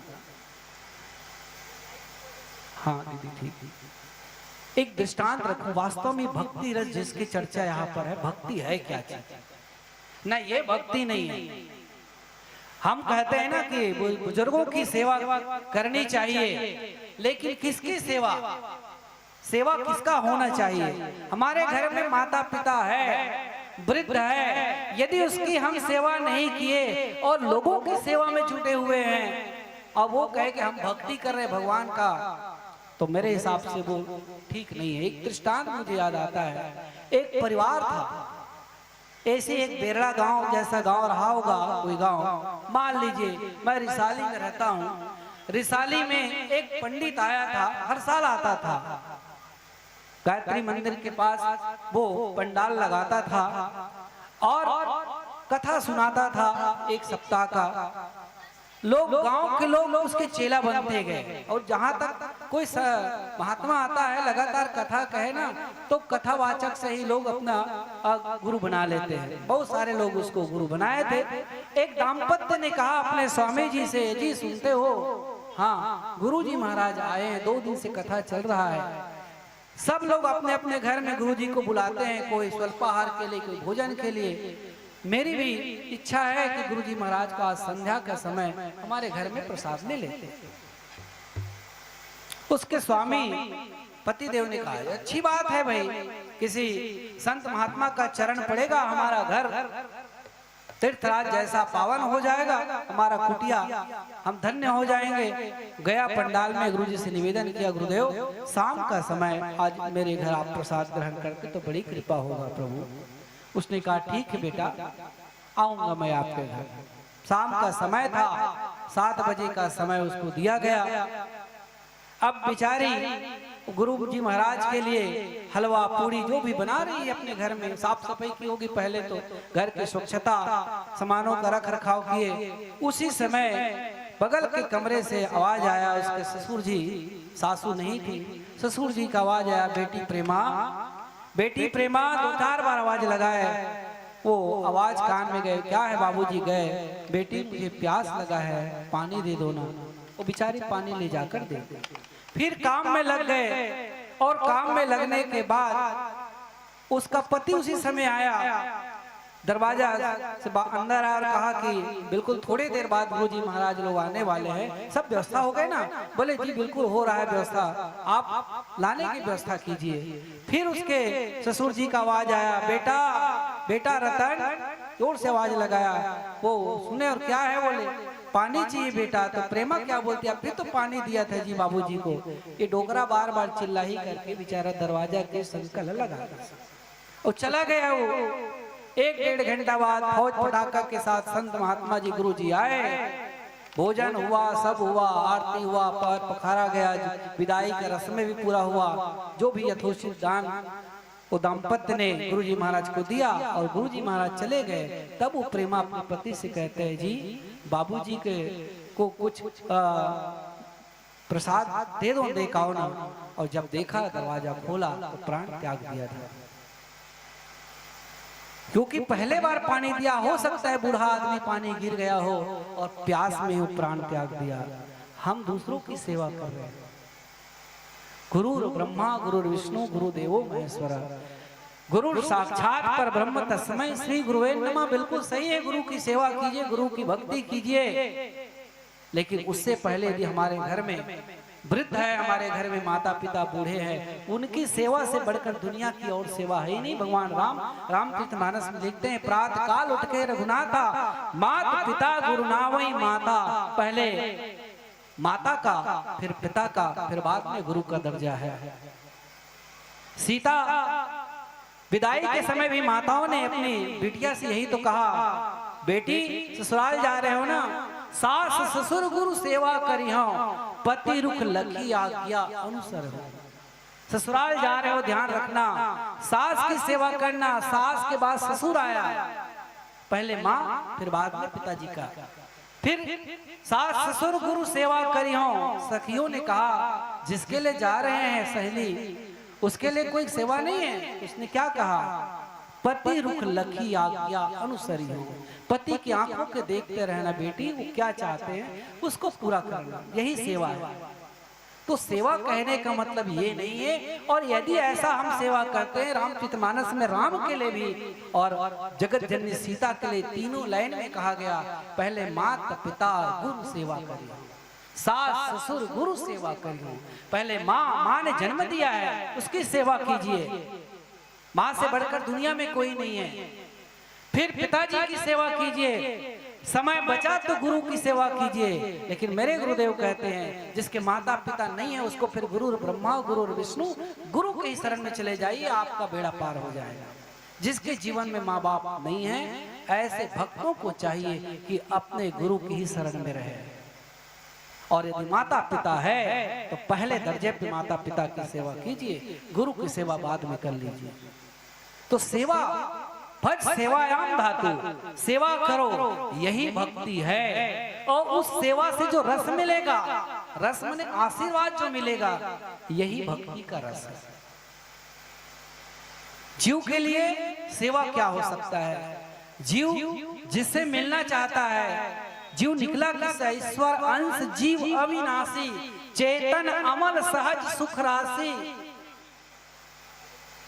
जिस ईश्वर के चरणार बिंदु से जीव निकला हुआ है, उसकी सेवा करना ही जीव का प्रथम धर्म है। और यही भरत के माध्यम से हम आप सबके लिए भगवान उपदेश करना चाह रहा है। ये भक्ति कैसा होना चाहिए, सेवा कीजिए। और भरत उसी सेवा धर्म में ही आगे बढ़ा है ना, सेवा धर्म में ही आगे बढ़ा है। उस वो मंत्र लेकर के वहां से आया और फिर अयोध्या की सेवा किया। आप सबको मालूम है भरत गए, भरत ने अवलंब के लिए खड़ाऊ लिया और उस खड़ाऊ के माध्यम से सेवा शुरू किया। भगवान राम ने कहा, भरत जिस भक्ति की बात करते हो सेवा कीजिए, अयोध्या की सेवा कीजिए, अयोध्या के लोगों की सेवा कीजिए, राज्य की सेवा कीजिए, वो सेवा ही भक्ति है। मेरे चरण कमल की भक्ति चाहते हो, वो भक्ति का रस कब मिलेगा? जब तुम्हारे जीवन में सेवा होगा। और सेवा के लिए भरत फिर अयोध्या आता है और अयोध्या आकर भरत सेवा कैसे किया? सेवा तो सब करते कहते हैं, आजकल के हमारे शासक प्रशासन में बैठे वाले हम लोग भी कहते हैं हम सेवा कर रहे हैं, पर सेवा के बदले मेवा भी तो ले रहे हैं। सेवा के बदले मेवा भी तो ले रहे हैं हमारे शासन प्रशासन में बैठे हुए लोग, और कहते हैं कि हम सेवा कर रहे हैं। सेवक वही जो करे सेवकाई, सेवक वही है जो पूर्ण रूप से सेवा करे, समर्पण के भाव से सेवा करे। और भरत जैसा सेवक दुनिया में और कोई हो ही नहीं सकता। भगवान राम जैसे वलकल वस्त्र धारण किए, जटाजूट पहने लिए धारण किए हुए, वो सेवा कर रहे हैं, संसार की सेवा में लगे हुए हैं। ऋषि मुनि के आश्रम में जाते हैं, सेवा करते हैं। सेवा मतलब दिन दुखियों की दुखों का हरण हो, वह तो सेवा है ना। जिस आश्रम में गए, आश्रम में ऐसा लगा कि यहाँ पर असुरों का अत्याचार है, असुरों से मुक्त किया आश्रम को, ये सेवा है। दिन दुखियों के आंखों में यदि आंसू है और आंसू को आप समाप्त कर दिए अपने कार्यों से, तो वास्तव में सच्चा सेवा है। भगवान राम सेवा के ही मार्ग को चुन करके ही अयोध्या की भूमि से दंडकारण्य की भूमि की ओर चल रहे हैं। रावण को मारना एक लक्ष्य नहीं भगवान राम का, वो चाहते तो जिस सीख बाण को ब्रह्मास्त्र छोड़ करके जैन को चला दिया, क्या बैठे बैठे राम रावण को नहीं मार सकते थे? मार सकते थे। छोटे से कूस को उठाया और ब्रह्मास्त्र जिसको छोड़ दिया, जैन का प्राण लेने निकल गया। वो राम क्या रावण को बैठे बैठे मार नहीं सकते थे? नहीं, वो लीला के माध्यम से जगत का संसार का सेवा ही तो करना चाह रहे हैं। और यही उपदेश है। इसी उपदेश को जन जन के बीच रखने के लिए भरद्वाज, क्योंकि चार घाट की कथा है और चार घाट में चार वक्त तो चार श्रोता भी है। यहाँ पर भरद्वाज भरत को समझा रहे हैं, मानो को वो उपदेश देते हुए कह रहे हैं कि तुम्हारे माध्यम से भगवान भक्ति का रस सिद्ध करना चाह रहे हैं। सेवा से जो रस मिलता है, भरत वास्तव में इसका प्रमाण मिलता है। जब भरत आगे भगवान की चरण खड़ाऊ लेकर के गया और चरण खड़ाऊ लेकर के गया, अयोध्या की सेवा किया। कैसे सेवा किया? जब सो रहे थे, संसार के लोग जब सोते थे तो भरत जागता था। जन जोगी परमार्थ पावा, एक योगी की तरह भरत अयोध्या की सेवा कर रहा था। क्योंकि हनुमान रात में लक्ष्मण को जब शक्तिबाण लगा और जब द्रोणाचल पर्वत लेकर आ रहा था, वो रात का समय था। और रात के समय जितने भोगी होते वो तो सोएंगे भाई, हमारे जैसे आपके जैसे लोग, लेकिन कहते हैं योगी ही जागता है। योगी रात में जागता रहता, वो सोता ही नहीं है। और एक योगी की तरह भरत जाग रहा था और बिना फन का बाण हनुमान जी पर चलाए थे और हनुमान जी धड़ाम से गिर पड़े थे। ये है सेवा। अयोध्या की सेवा भी किया भरत ने। तो कैसे सेवा किया? जमीन को खोद कर, जमीन में गड्ढा लेकर के वहां रहता था, कुश का आसन बिछाकर, ऐसा सेवा। और हम और आप जब सेवा करते हैं तो उसके लिए प्रतिफल में कुछ चाहते हैं, मेवा चाहते हैं। लेकिन भरत के जीवन में केवल और केवल विरह है। इसीलिए तो तुलसीदास जी ने कहा कि मानो भगवान विरह रूपी इस मथानी से इस भरत समुद्र को मत करके जो रस निकालना चाह रहे हैं, ये वास्तव में भक्ति का रस है। और इस भक्ति के रस से ही के माध्यम से संसार के लोगों को बताना चाहते हैं भगवान कि वास्तव में भक्ति कैसा होना चाहिए। भक्ति ऐसा सामान्य नहीं होता है। और भक्ति के उस मापदंड पर भरत खड़े भी उतरते हैं और खड़े उतरने के बाद ही संसार के सामने वो प्रमाणित करते हैं कि प्रेम कोई करे तो भरत जैसा होना चाहिए, साधुता भी भरत जैसा होनी चाहिए, योगी भी बने तो भरत जैसा योगी होना चाहिए, और मांगना हो तो कैसे मांगे जैसे भरत ने मांगा तीर्थराज प्रयाग में। हम तो काम धर्म अर्थ काम ये मांगते हैं, हम भगवान के चरण कमल में प्रेम नहीं मांगते हैं। आइए पीली बत्ती का संकेत राम भगति रस सिद्ध हित भाया समय गणेश। और ये भरद्वाज कहते हैं शायद ये वास्तव में श्री गणेश है, आपके माध्यम से यहाँ पर भक्ति रस की सिद्धि होने वाली है। और यही बात भरत भगवान राम आपके माध्यम से चाहते हैं। तुम कहाँ भरत कलंक, तो यह हम सबका उपदेश कलंक तुम्हें नहीं है भरत, ये आपके माध्यम से भक्ति रस डालना चाह रहे हैं संसार के लिए। एक उपदेश भगवान देना चाहते हैं। ये प्रस्तुत प्रसंग यथामति रखने का प्रयास जो कुछ भी अच्छा हुआ होगा, अच्छा था वो मेरे गुरु की वाणी है, और जो कुछ भी त्रुटि होगा वो मेरे स्वयं का पुरुषार्थ समझकर मेरा मार्गदर्शन करेंगे। इस भाव के साथ अंतिम भजन के साथ आइए आप सबसे विदा। श्री रामचंद्र की जय। श्री राम जानकी बैठे हैं। हनुमान जन्मोत्सव मनाया ना कल आप लोगों ने। हनुमान जी जैसा सेवक भी नहीं है, जैसा भक्त भी नहीं है। चार भक्तों में वास्तव में तुर्यावस्था के भक्त हनुमान जी को भा गए हैं। श्री राम जानकी बैठे हैं मेरे सीने में।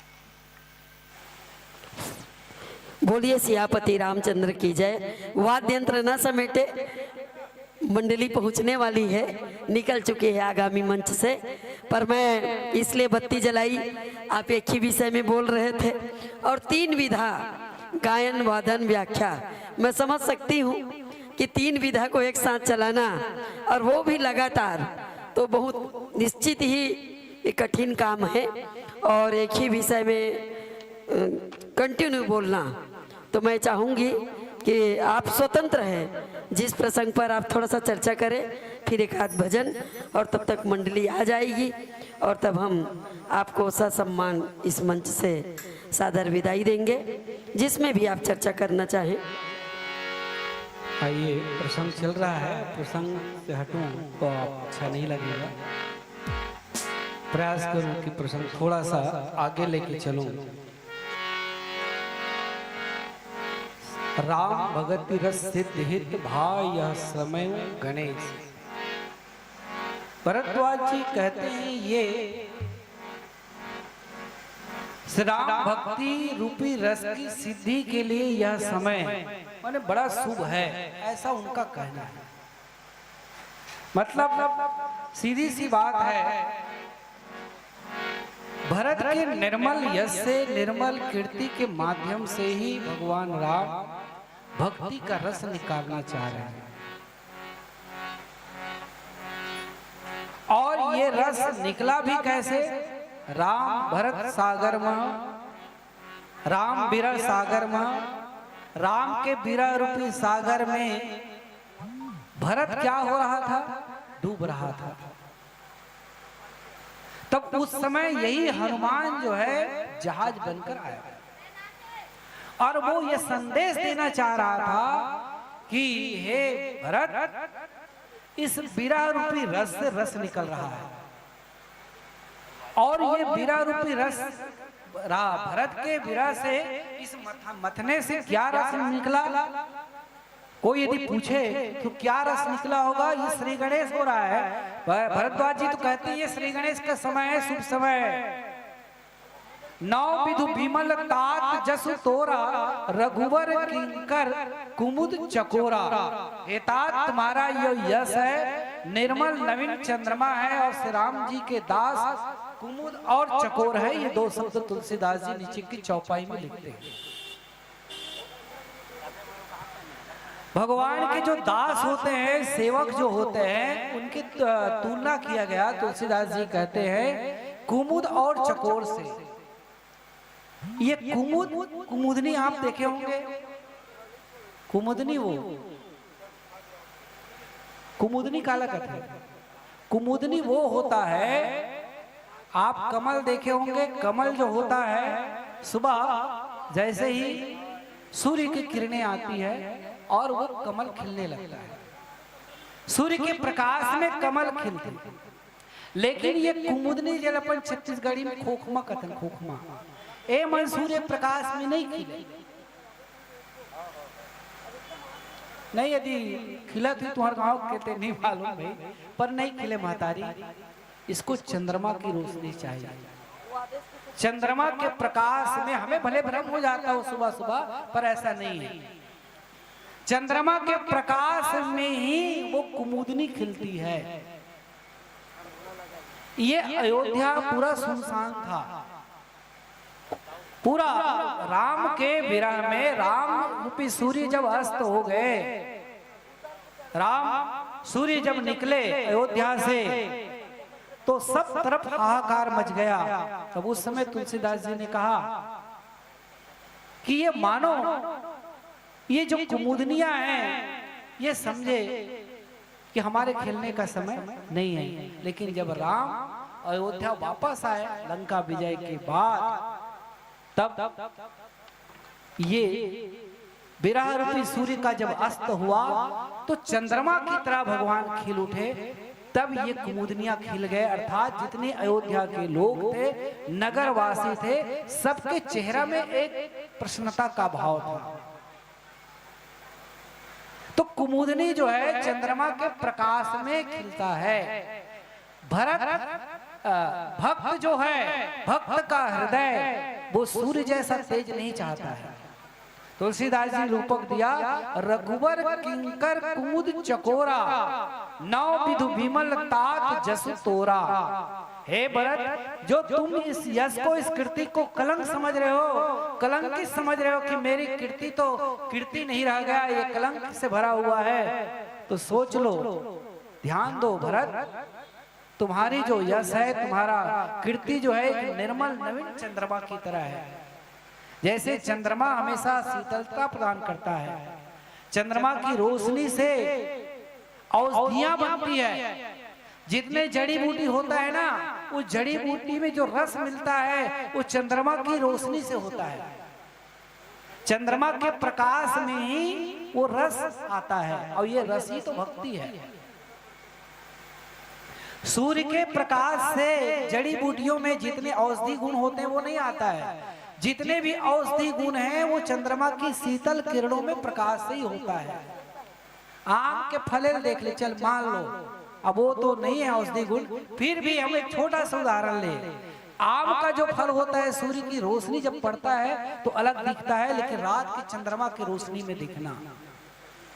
ठीक वैसे जितनी औषधियां हैं, औषधि वाले पेड़ पौधे हैं, उस सब में रस जो होता है वो चंद्रमा के शीतल प्रकाश से ही आता है। तो जितने श्री रामचंद्र के दास हैं, मानो भरत के लिए कह रहे हैं कि भगवान राम चाहते हैं कि मेरे जितने दास होंगे, जितने मेरे सखा होंगे, उसके हृदय में तुम्हारे माध्यम से ही भक्ति का रस आएगा। मानो कि तुम चंद्रमा हो। भरत की कीर्ति को चंद्रमा कह दिया तुलसीदास जी। तुलसीदास जी लिखते, लेकिन ये भरद्वाज का वाक्य है। भरद्वाज कहते हैं कि भरत, तुम्हारा कीर्ति, तुम्हारा यश एक पूर्ण चंद्रमा की तरह है, और तुम्हारे शीतलता से ही, तुम्हारे किरणों से ही राम के जितने भक्त हैं उनके हृदय में भक्ति का रस आएगा, उनके हृदय में भक्ति जागेगी। किंकर कुमुद चकोरा, श्री रामचंद्र की जो दास, जिसको हम कुमुद कह रहे हैं, जो चकोर कहते हैं, चकोर पक्षी कुछ भी हो जाए चंद्रमा का दीदार करता है। स्वाति नक्षत्र की बूंद कि चाह में चकोर टक टक लगाए चंद्रमा को देखते रहता है, कब मेरे प्रीतम से भक्ति रूपी रस टपके और मैं उसको पान करूं। तो राम के भक्तों को चकोर और कुमुद की तुलना रूपक देते तुलसीदास जी। कहते जैसे कुमुद और चकोर को चंद्रमा की शीतल किरणें चाहिए, वैसे ही है भरत, तुम्हारे यश, तुम्हारी कीर्ति रूपी चंद्रमा की किरणों से जितने राम भक्त होंगे उनके हृदय को शीतलता मिलेगा। और इस भाव के साथ तुलसीदास जी लिखते हैं, और फिर से एक पीली बत्ती का संकेत है। आइए अंतिम भजन के साथ आपसे विदा। श्यावर रामचंद्र की जय।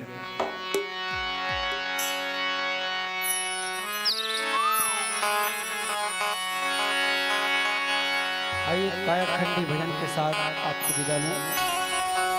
उड़ जाए हीरे हंसा पीरा हुए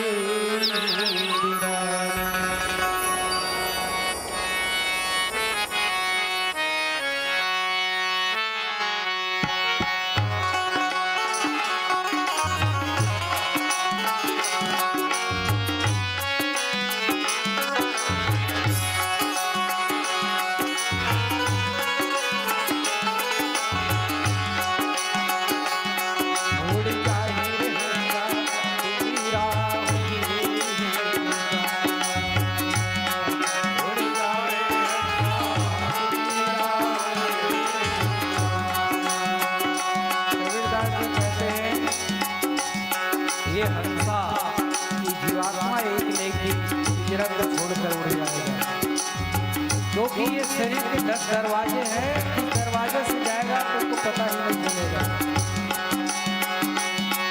उड़ जाए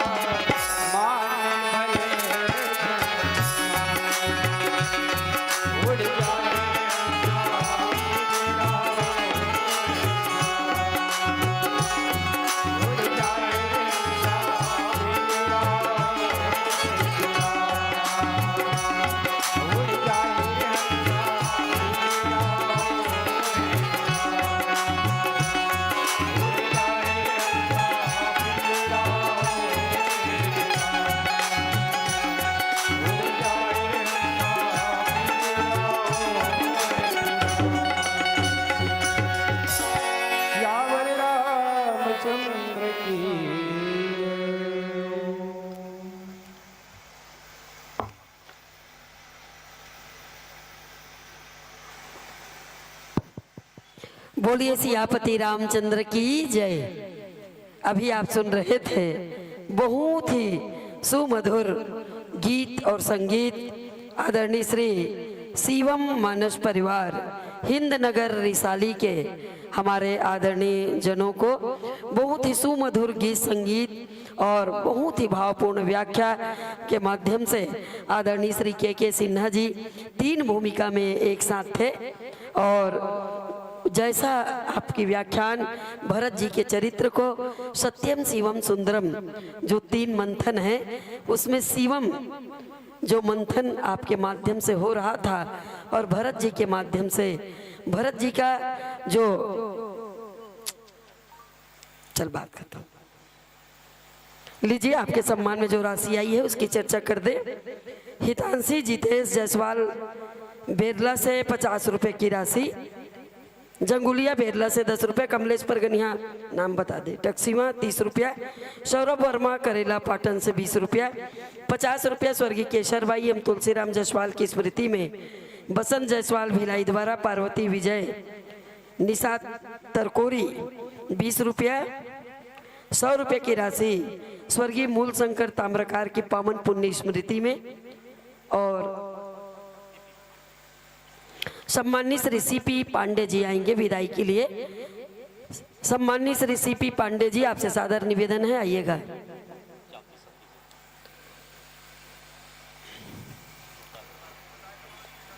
श्री शिवम मानस परिवार हिंद नगर रिसाली हमारे बीच मंच पर विराजमान है। आपने अघोषित रूप से हमें अतिरिक्त समय प्रदान किया और हम क्षमा चाहते हैं। हम मंडली का इंतजार कर रहे थे, मंडली आ गई है और आपको भी अन्य मंचों में जाना है, इसलिए स्वीकार कीजिएगा। त्रिदिवसीय रामचरित मानस मेला के इस पावन पुनीत तृतीय दिवस के मध्याह्नकालीन बेला में आपकी गरिमामय प्रस्तुति रही। लगभग 3430 रुपए की राशि आपको प्रदान की जा रही है। जोरदार ताली बजा करके विदाई दीजिएगा और हनुमंत लाल जी की कृपा ऐसे ही बनी रही तो निश्चित ही आगामी वर्ष में भी ये मंच सजेगा और आपकी गरिमा में उपस्थिति इस पावन मंच को मिलेगी। इसी आशा और विश्वास के साथ जोरदार ताली बजा करके विदाई दीजिएगा।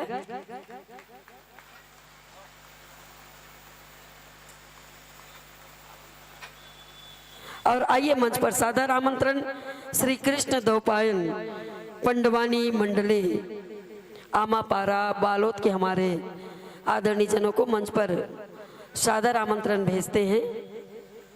श्री कृष्ण द्वैपायन पंडवानी मंडली आमापारा बालोद।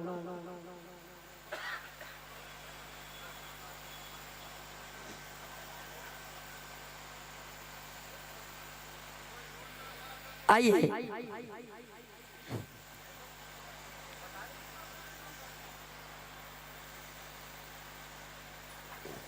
आपका इस धर्म मंच पर पावन मंच पर हम हार्दिक वंदन अभिनंदन और स्वागत करते हैं। आइएगा।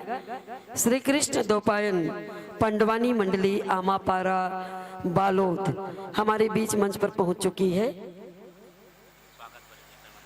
और स्वागत के लिए मैं निवेदन कर दूं श्री हेमंत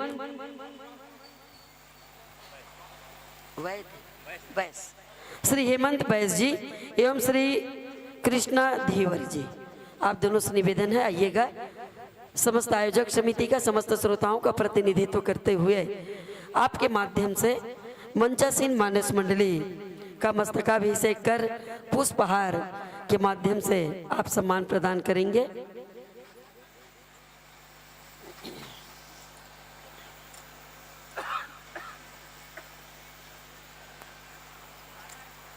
यहूं थोड़ा है ना सूख गए हैं।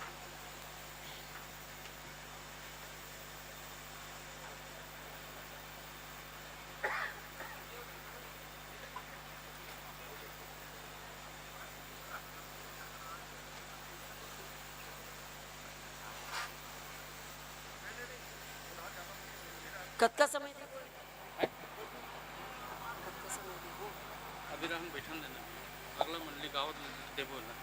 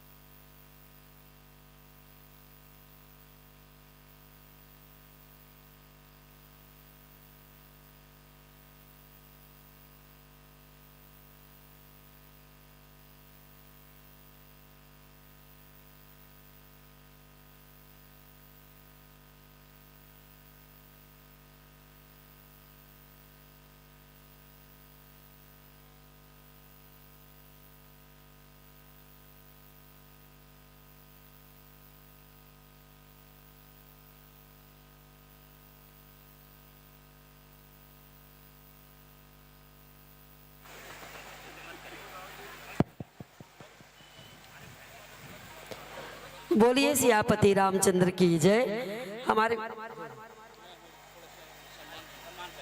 अच्छा, और आइए हमारे सम्माननीय श्री दुष्यंत द्विवेदी जी और उनका सम्मान करना चाह रहे हैं भाई श्री विनय ताम्रकार जी।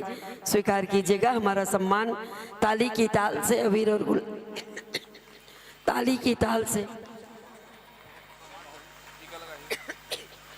सम्माननीय श्री संतोष साहू जी भी आएंगे, नगर पंचायत उपाध्यक्ष हैं आप।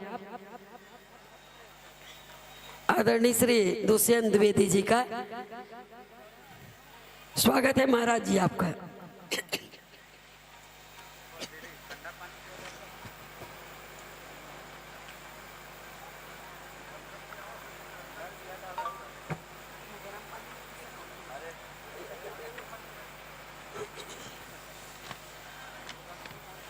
आइए संक्षिप्त सा परिचय रख दें। श्री कृष्ण दोपायन पंडवानी मंडली आमापारा बालोद अध्यक्ष हैं श्री परसराम यादव जी। और आपको रामचरित मानस की कथा सुनने को नहीं मिलेगी, ये पंडवानी मंडली है, पर राम कथा के मंच में पंडवानी आपको सुनने का जरूर मिलेगा। किसी ने पूछा कि रामचरित मानस में और महाभारत में अंतर क्या है। किसी ने किंकर जी से पूछा कि रामचरित मानस में और महाभारत में अंतर क्या है, तो कि इसके रामचरित मानस और महाभारत में अंतर ये है कि महाभारत में जिन होते तिन ये आज के समय में जिन होते ना तेन लगे है, ऐसा होता है, ये महाभारत है और ऐसा होना चाहिए, ये रामचरित मानस है।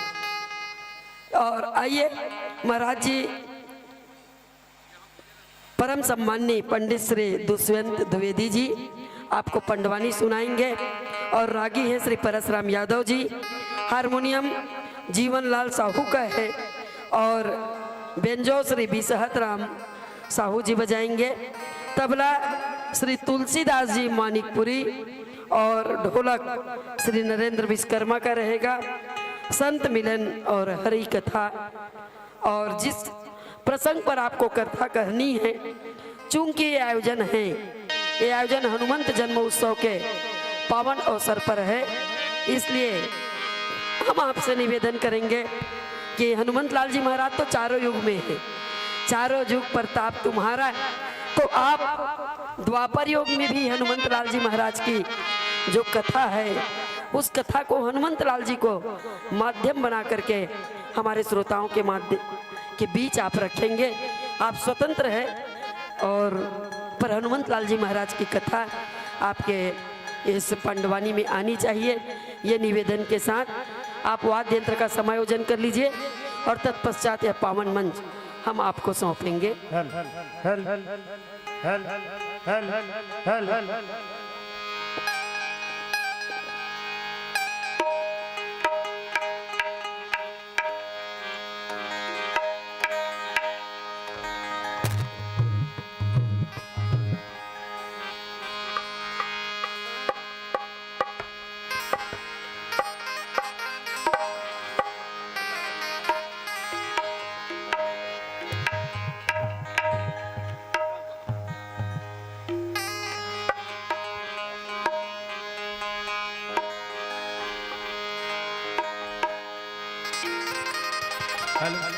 Hello hello hello hello hello hello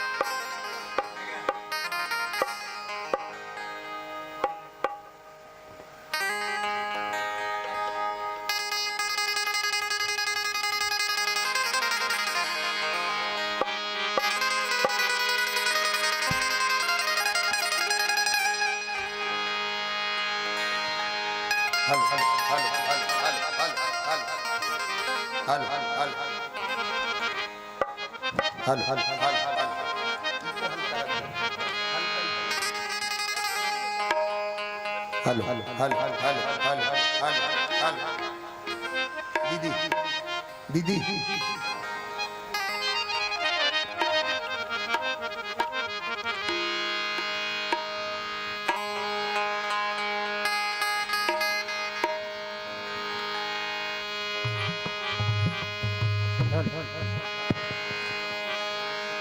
बोलिए सियावर रामचंद्र की जय। आइए जोरदार ताली बजा करके यह पावन मंच हम सौंपते हैं परम सम्माननीय श्री दुष्यंत द्विवेदी जी को, श्री कृष्ण द्वैपायन पांडवानी मंडली आमापारा बालोद को जोरदार ताली बजा करके हरी बत्ती के साथ बोलिए सियापति रामचंद्र की, बोलिए वृंदावन बिहारी लाल की।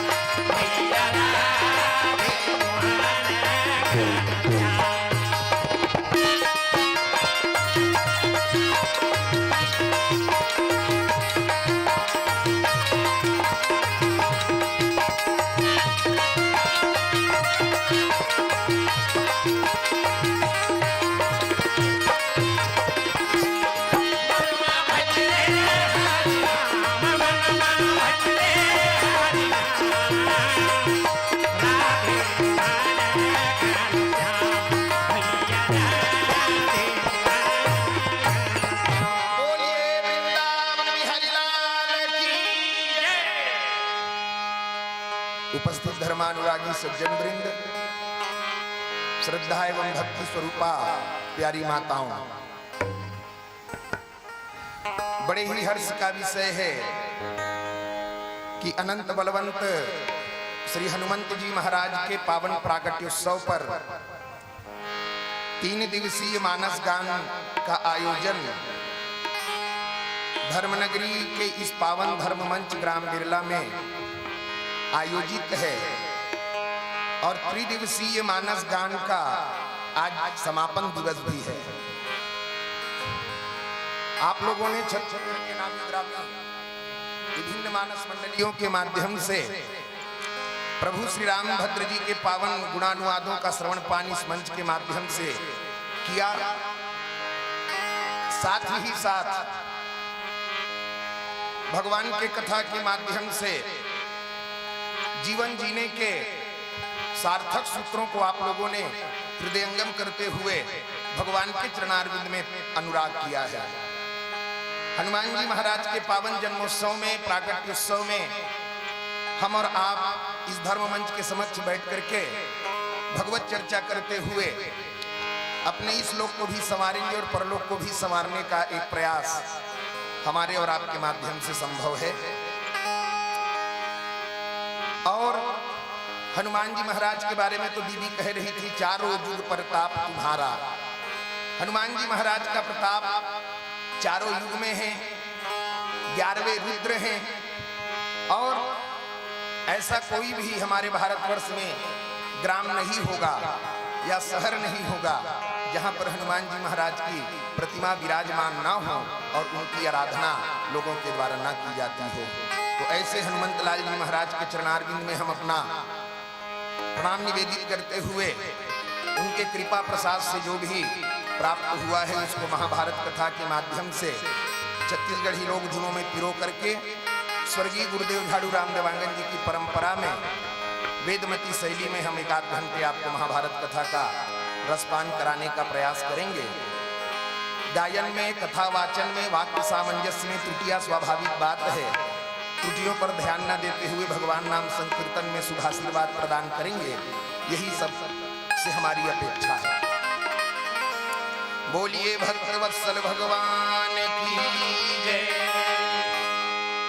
रागी भैया, जहां भगवान के कथा होते ना वो स्थान है कोई सामान्य स्थान नहीं हुए, साक्षात तीर्थ के रूप में वो स्थान परिवर्तित हो जाते, इसे हमारे शास्त्र में मान्यता है। हरि हरि हरि हरि सुमिरन करो, हरि चरणार बिंद चित धरो, हरि की कथा हो नित जहां, गंगा चली आवे तहां, गोदावरी सरस्वती आवे, कावेरी व विलंबन लावे, सूर हरि की कथा हो नित जहां, और सर्वतीर्थ को वासा तहां। सारे तीर्थ यहाँ विराजमान है। यत्रैव गंगा यमुना च तत्र गोदावरी सिंधु सरस्वती च, सर्वाणि तीर्थानि वसन्ति तत्र यत्राच्युतोद्धार कथा प्रसंगः। यहाँ पर भगवान की कथा गाई जाती है, वहाँ सारे तीर्थ विराजमान रहते हैं, ऐसे हमारे शास्त्रों में मान्यता है।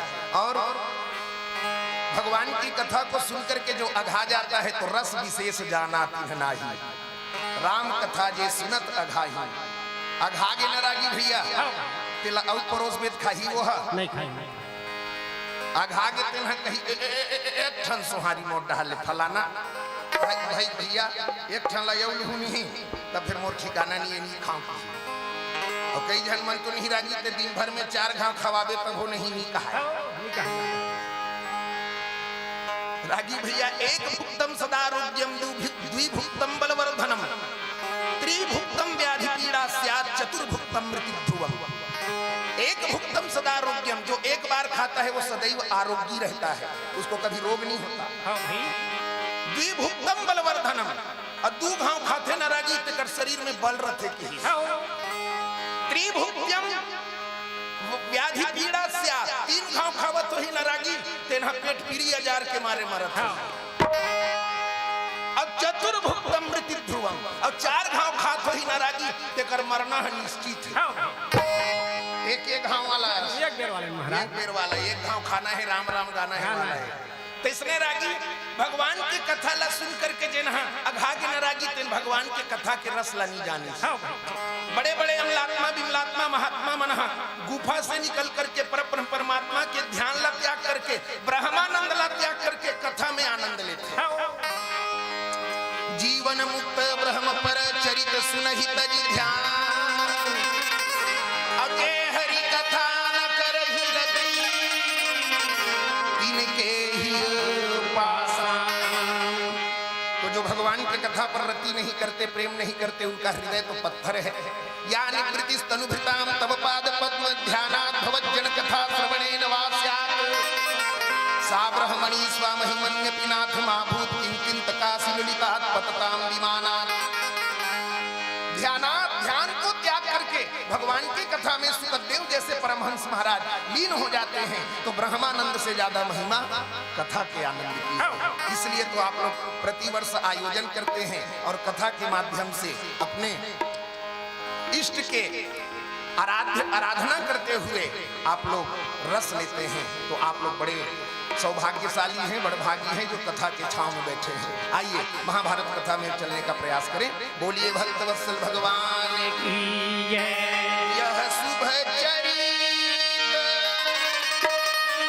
कहाँ न जाई सभा में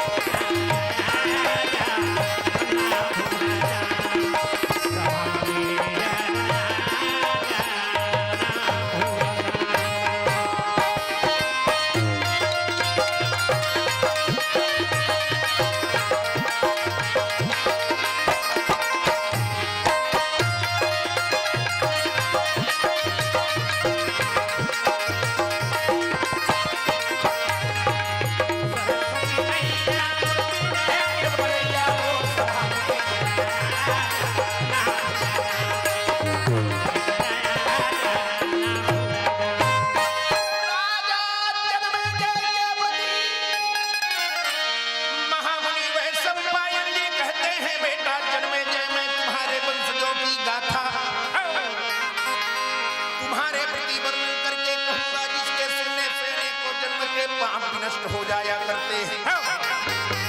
और जन्मे जई सुनी हवा मन लाई, तुम्हारे सचरिता हम गाई। रागी भैया एक समय के बाद के भगवान द्वारिकाधीश द्वारिका में राज करते हुए विराजमान रहे। रागी भैया 16,108 रानी भगवान द्वारिकाधीश के सेवा में लगे रहे।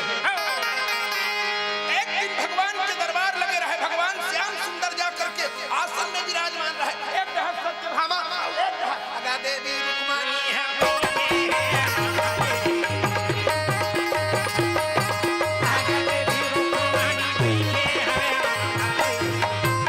भगवान द्वारिकाधीश ला देख देख के मंदे मंद मुस्कान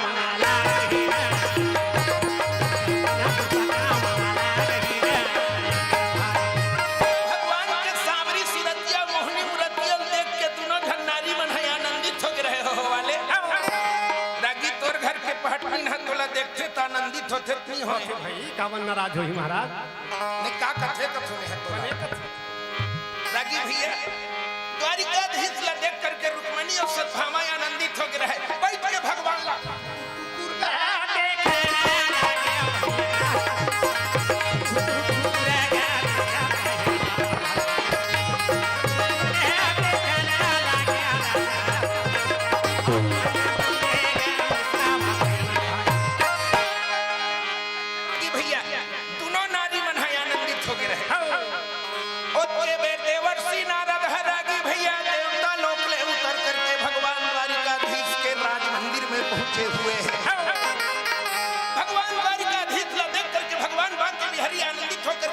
से खड़ा होकर के कहते हैं देव ऋषि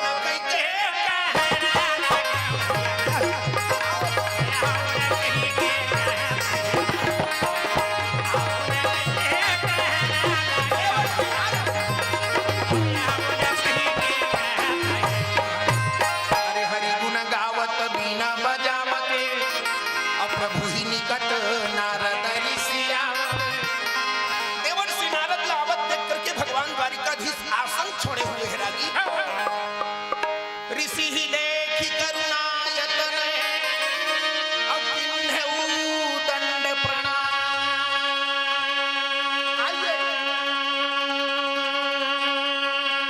आइए देवर्षि अब सहित सभा उठी चरण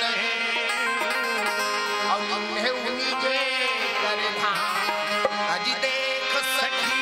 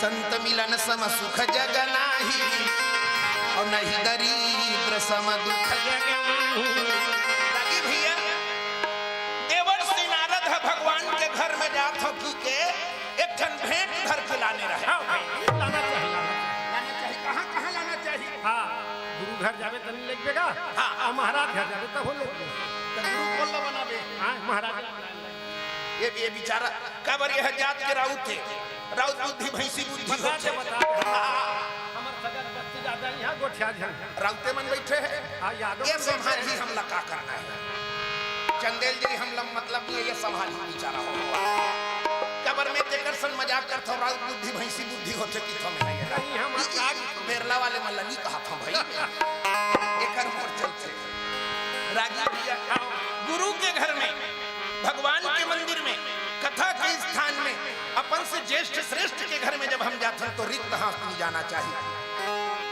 देवर्षि नारद देव भूप नारद तवयाना देवता लोग ले सुंदर फूल लाने रहे अब वो सुंदर फूल ला अब ले दीने हूं तब श्री भगवान बाकी बिहारी ले दे करके फूल ले अर्पित करके तिथे द्वारिकाधीश लगा रखो ना कहीं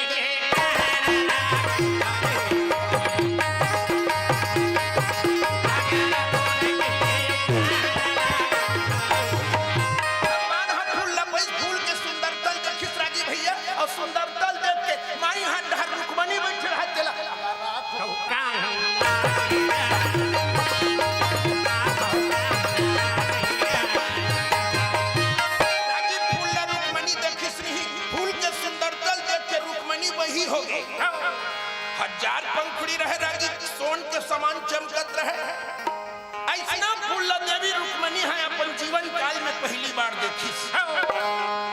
भारी आनंदित रहे, कभू कान में खोजे, कभू बीच बोली खोजे, कभू टिप्पणी खोजे, भारी खुश रहे राजी, भारी खुश रहे फूल धर के। तेरी हाथ हर सद्भामा रहे नहीं, ओकर एक चिल्लो देखी तो सद्भामा रुक्मणी रहल देख के गुर्री गुर्री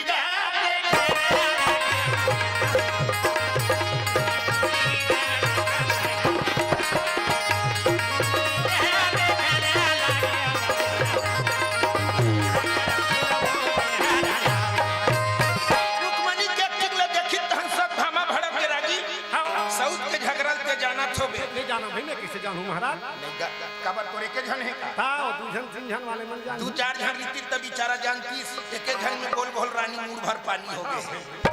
राजी भैया देवी रुक्मणी फूल धरे रहे, अब फूल धरे रहे सद्भामा होकर एक्टिंग ल देख खिंचनी तो बोला गुर्री गुर्री देखे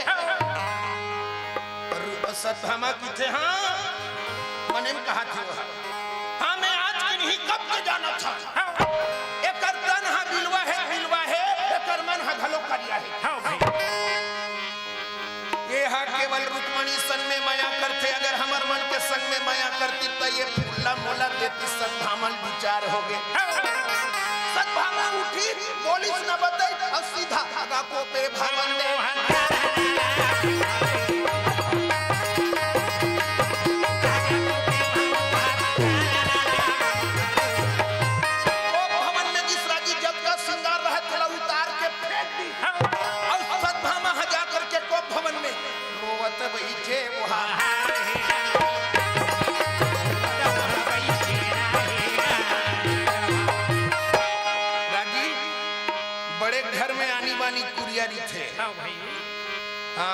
बैठैया यही तेकर बर अलग रथे बैठक, सुते बर बेडरूम अलग, रांधे बर रंधनी कुरिया अलग, टूटहा फूटहा राखे बर स्टोर रूम अलग, और दू चार दस झन बाई रखे तेकर रिसाए बर एक ठन कुरिया अलग।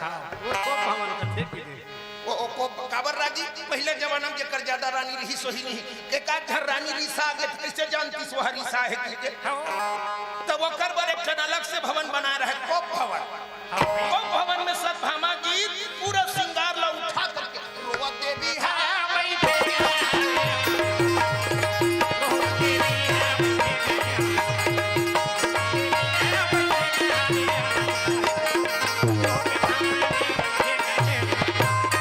आखिर आंसू बहा दी राजी।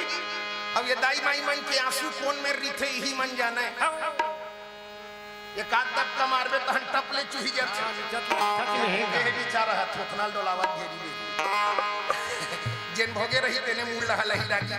और नहीं तुमन ट्रेनिंग करके देख लू भाई नहीं भोगे हो होता खात खात अब के बोलते हैं ओ साग का बरखर हो गए वो तुरते आइडियल जमानत थे साग में भूल जाते हैं ओके मेरे गरुआ आगे हो गरुआल बांधे पर के नून दूसरे जो काटा खार नहीं होई काज करवे खावे ये सोच में खाबे टेड़गान खाबे।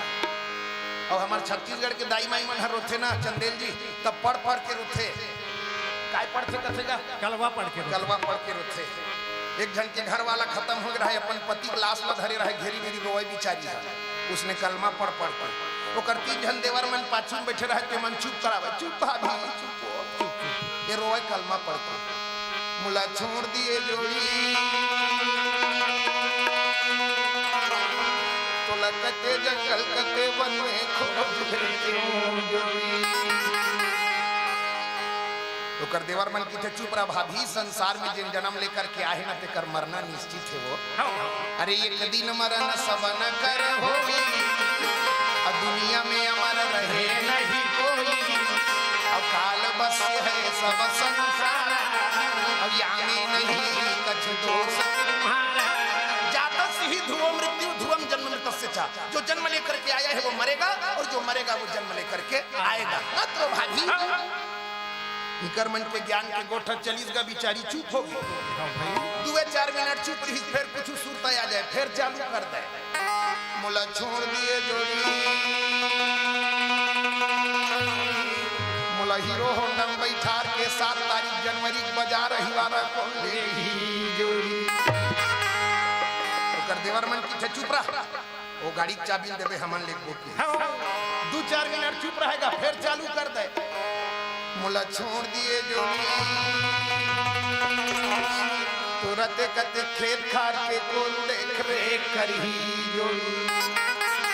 ओकर देवर मन की थे चुप रहा भाभी हमन देख रे करबो। ऐ कैसे का आजकल सुविधा हो गए, ट्रैक्टर में बोआ देबो, हार्वेस्टर में लुआ देबो, धान ला लेके सोसाइटी में देबो, बैंक ले पैसा लान कर देबो, बोनस भल्ला हमन राखबो ले चुप। दुखिया शरीर है चुप हो गएगा। अब ये बिचारी ससल भर रो नहीं सके, ये तारा मन चुप करा दे। वो माई लोगन की थे आपके दरी पर रहूं के लच्छा तगड़ा वाले रहूं, ये ते एकर पुरखा चुप नहीं करा सके के। अच्छा तगड़ा वाले रही सरागी मुला छोड़ दिए जोड़ी तोर 5-5 लाख कर्जा है तेला कौन छुटी जोड़ी। आज का किस नहीं तो कर देवर मन थूक नहीं घुट गए बोलती बन वो मन साहब की दिन भाभी वो 5 लाख ला भैया नहीं बता है वो लगता हमार छत्तीसगढ़ के दाई माई मन रोथे नहीं रागी ऐसने रोथे। बोलिए भक्त वत्सल भगवान की आठ पहले ने हर नाम मान से चुला आठ पहले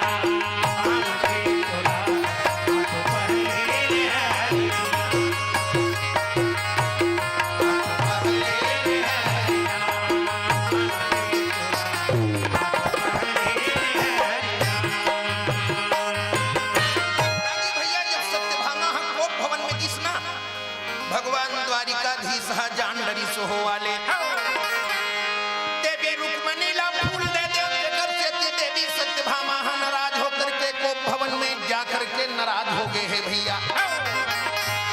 भगवान द्वारिकाधीश राज संभाले उनकी सौराज संभाले उठ करके सीधा देवी सत्यभामाला मनाए खातिर बरकोप भवन में चले हुए हैं।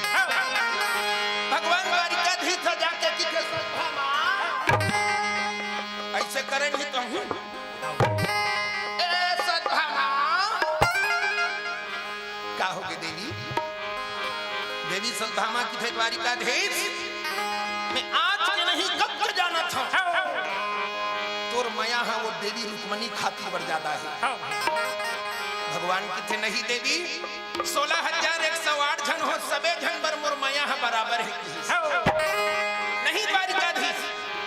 अगर मोर प्रति आपके प्रेम होती तो वो फूल देवी रुक्मणी ला नहीं दे करके तुमन हम बोला देते। मोर खातिर तुम्हार माया नहीं है महाराज। देवी सद्भामा की बात न सुन सके भगवान द्वारिकाधीश की थे तोला कैसे विश्वास होही कि तोर प्रति और सबे रानी मन के प्रति मोर माया बराबर है। देवी सद्भामा की थे जब तक वैष्णव फूल लान करके तुमन हम बोला ये सब ओझर रानी मल्ला नहीं दूं तब तक मैं विश्वास नहीं करो द्वारिकाधीश। वैष्णव सुंदर पारिजात के खिलखिलाते हुए स्वर्ण के समान चमकते हुए फूल ला करके तुमन हम महूला दूं तभे में जान भगवान द्वारिकाधीश सोचा ये एंटीना वाला हम और घर में एक ठन फूल लान के झगड़ा मत आए बर रख दूसरे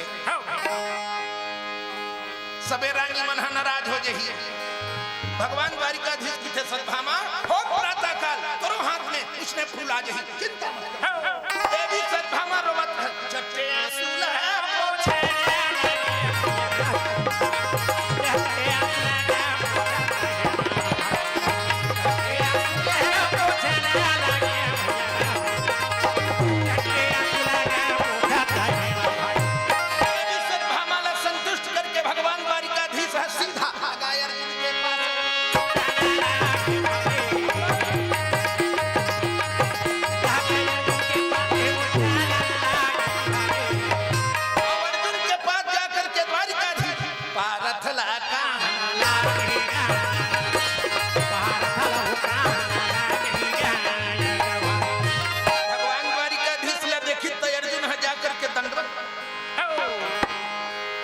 द्वारिकाधीश अकस्मात हाँ क्या कारण है भगवान द्वारिकाधीश की हिचकावत हूँ अर्जुन वो एंटीना वाला हम और घर में एक ठन फूल लान के झगड़ा मता दे मैं तोर से निवेदन करे खातिर बरा हूँ का अरे कदली बना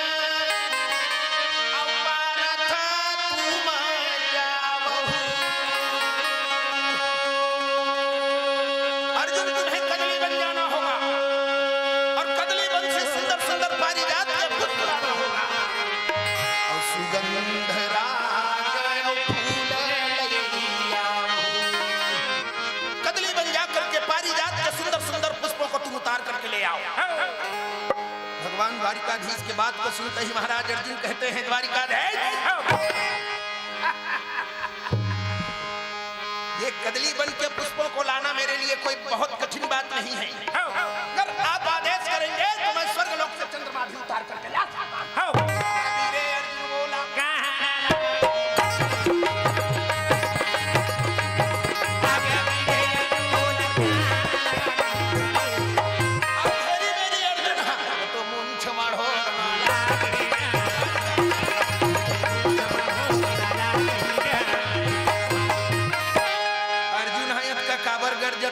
पता है रानी अरे तीनों लोग के स्वामी है जेकर सखाए या जेकर कहना चाहिए एक प्रकार से सालाए तो वो डर रही रागी अर्जुन हाँ अरे मान ले तोरे बड़े भैया है ये छत्तीसगढ़ के मुख्यमंत्री हो जाते हो कि बेका नहीं हो महाराज बेचारा मंजीरल मढ़ाक लाले बत्ती रागी भैया अर्जुन की थे द्वारिकाधीश आपके आदेश पाऊंगा तो मैं स्वर्ग से चंद्रमा भी उतार करके ला सकता हूँ। भगवान ने कहा चंद्रमा लाने की बात नहीं अर्जुन कदली बन जाओ और कदली बन जा करके सुंदर सुंदर पारिजात के पुष्पों को ले आओ। भगवान के आदेश मान करके महाराज चार ठाना घोड़ा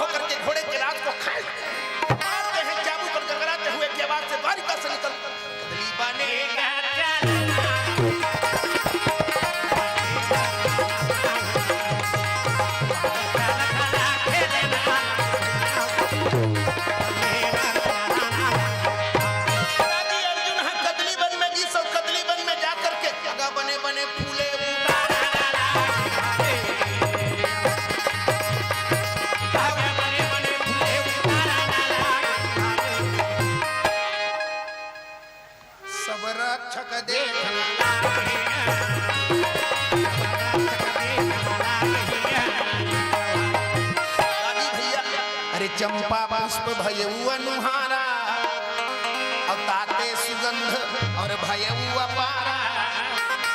अर्जुन हाँ कदली वन में जिस रागी सुंदर सुंदर फूल खिले रहे, अर्जुन हाँ भंवरा कस मंडरावत रहे और बढ़िया बढ़िया पारिजात के फूल उतार उतार के ले जा करके रथ में जोरत रहे। रागी भैया रागी रक्षक मन दखिल तक थे। अरे लक्ष्मण सही गोरा रंग में वीर, हाथ में धनुष बाण धरे है, कैसे कदली बन के फूल मन ला उतारा थे रे। रक्षक मन की थे भैया छत्री कुमार। अर्जुन हाँ लहुट के नहीं देखी रागी, तो रक्षक मन हाँ सीधा दौड़ते हुए हनुमान जी महाराज के पास जाके कि हनुमान जी का हो गए रखवार महाराज, ये कदली वन में एक जन गोरा रंग के वीर लक्ष्मण सही दिखाई पड़त है, हाथ में धनुष बाण धरे हुए हैं। कदली वन के फूल माला उतार उतार करके ले जा करके रथ में जोरा थे। महाराज कत को मना करत हन पर मानत नहीं है। हनुमान जी की थे गोरा गोरा रंग में, लक्ष्मण सही वीर।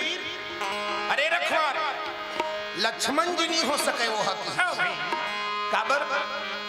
अरे मोर प्रभु रामभद्र जी और लक्ष्मण जी जब जनकपुरी के बगीचा में जाते तो बागबान ला पूछे जीना एक डोहड़ू तक ला नहीं उतारे। अब ये सीधा बगीचा में प्रवेश करे फूल वाला उतारा था। लक्ष्मण जी नहीं हो सके। कौन है देखना चाहता हूँ। हनुमान जी महाराज विशाल गदा कंधा में रखते हैं और कंधा में रख करके अर्जुन के पास है।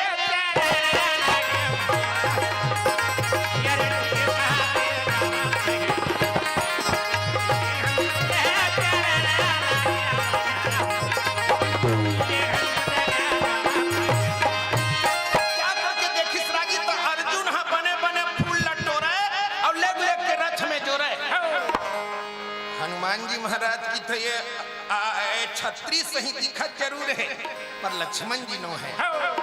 हनुमान जी महाराज ने कहा रे वो बालक छत्री कुमार, जानते नहीं इस बगीचे के एक एक पुष्प के माध्यम से प्रभु श्री रामचंद्र जी की पूजा हुआ करती है। अब इस बगीचे के पुष्प को बिना अनुमति के उतारने वाला तू कौन है? जानते नहीं तो सुन लो।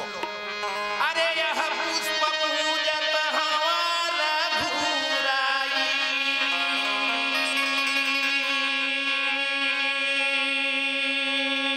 इस फूल के माध्यम से प्रभु श्री रामचंद्र जी की पूजा हुआ करती है। और चोरी करत चोर अनुन्यायी, चोरी करने में लज्जा नहीं। इस पुष्प के माध्यम से प्रभु श्री रामभद्र जी की पूजा हुआ करती है। चोरी करने वाला तू कौन है? रागी हनुमान जी महाराज के गोठला अर्जुन सुनित तक की थे बानर राज ते राम के पूजा करत हवे ना, तो राम के पूजल छोड़ के ते आज ले मोर पूजा करके काबर ते वही रामचंद्र जी के बात करथस जे कर नारी ला राजा रावण हाथ चुरा करके ले गए रही से जंगल जंगल में घूम करके अपन नारी के पता पूछत रही से। अरे हे खगमृग हे मधुकर श्रेणी तुम देखिए सीता मृगने। वही राम के ते बात करत हस। वही राम ना जब ना समुद्र में पुलिया बांधे बर होता बेंद्रा भालू मन लग जिस पत्थरा डोहारागा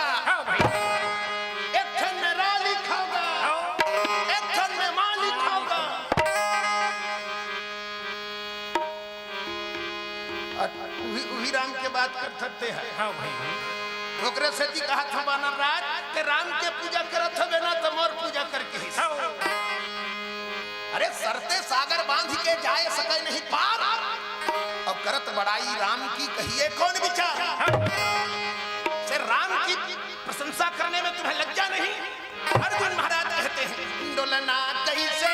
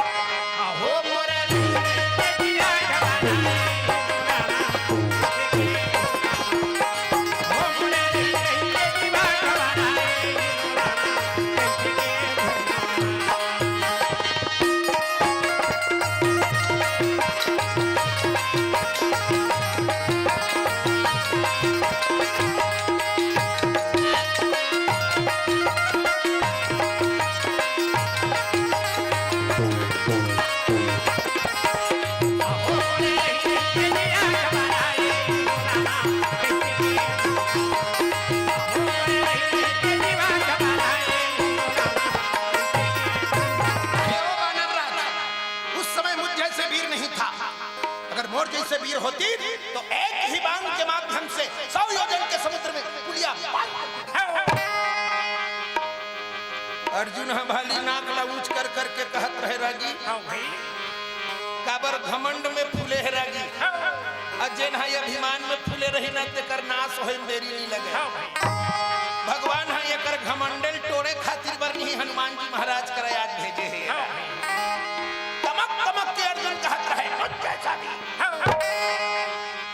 मन भारी तमक के बोलते बाद में सीट ले कर देते एक जन मामा दाई बस में चढ़ के जात रहे दाई कि जब पूरा दिन रही सोई बड़े जन मोटरल मुड़ी में बोहाय रहे अब भारी नाक लऊंच कर करके कंडक्टर लगा कंडक्टर कह दाई देना सीट आगू चल दाई गाड़ी खाली हुई एक आध कने काठन सीट बनी धन दे दूं की एक आध कन गाड़ी चली से नहीं राजी धन सियन ही फिर की ए बाबू कंडक्टर देना गा सीट खाली चिड़ियत कौन मिल लेते भाई हलाकान हो गए बेचारा 4-5 घासियन ही घिस नहीं कंडक्टर की थे ए जदते सीट करबे नहीं गाड़ी उतार दूं सीट ले कर देबे की ए जन्ना कल मुझ करके कह दी थी अर्जुन हंगेरी मेरी तमक तमक के कहत रहे मुझ जैसा भी नहीं था हनुमान जी महाराज ने देखा कि ये क्षत्रिय कुमार बार-बार मेरे इष्ट भगवान श्री रामचंद्र जी की निंदा कर रहा है और रागी जेन मेरा अपन इष्ट के निंदा होवे ना भुजा में सामर्थ्य है तो निंदा करिया जीभ ला काट देना चाहिए और कोनो ते फुसकू होवे तो कान ला मूंद के रेंग देना चाहिए ते है कौन सिद्धांत वाला रेंग देखन महाराज हटा रेंग देना चाहिए ये फुसकू है कोनो एक इष्ट के निंदा करते नहीं तो कर जीभ ला नहीं काटे रेंग देते काबर रागी हरिहर निंदा सुनहि जे काना तो हो ही पाप गौघात समाना कर से ना अपन इष्ट के निंदा सुनना नहीं चाहिए बार-बार जब अर्जुन भगवान रामचंद्र जी के इसना बात करे हनुमान जी महाराज ने कहा रे किरात चोर अपकारी यमपुर की इच्छा तय भारी लगता है तू काल के बस हो चुका है प्रभु रामभद्र जी की महिमा को तू जानता नहीं है प्रभु रामचंद्र जी कौन है तू जानेगा तो तेरी जीवा कट करके पृथ्वी पर गिर जाएगा कौन है प्रभु श्री रामचंद्र जी बोले श्री रघुवीर प्रताप ते सिंधु तरय पाषाण और ते मति मंद जी रामत जी अभज ही जाय प्रभुआ अभज ही जाय प्रभु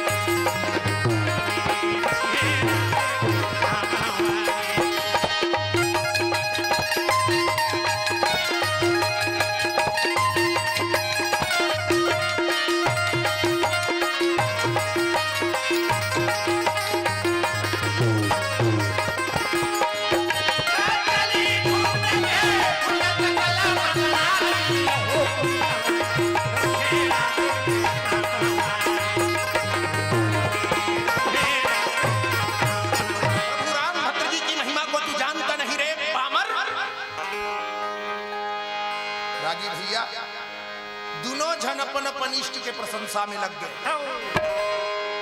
अर्जुन की बानर राज झूठ नहीं बोला अगर 100 योजन के समुद्र में एक ही बाण के माध्यम से पुल बांध करके नहीं दिखा दूं तो क्षत्रिय कुमार अर्जुन कहना छोड़ दो तो हनुमान जी महाराज ने कहा अगर ऐसी बात है रे क्षत्रिय बालक तो पुल बांध कर अब ही दिखावहु तब ही प्राण दान तुम पावहु चल पुलिया बांध करके देखा समुद्र में तबे तेह प्राण के दान पावे की दागी भैया दोनों वीर झगड़ा होवत होवत सागर के पासे गाचा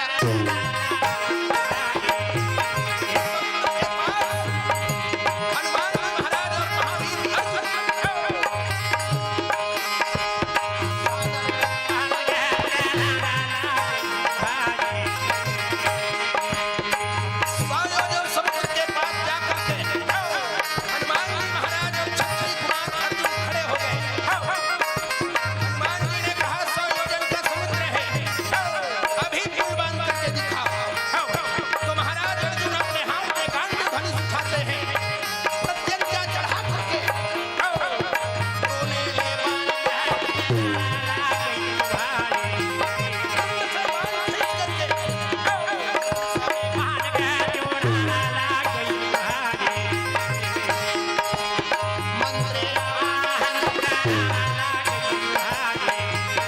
मंत्रवाहन करके महाराज अर्जुन धनुष में बाण चढ़ा करके सरपंजर नाग के बाण ला सागर मारा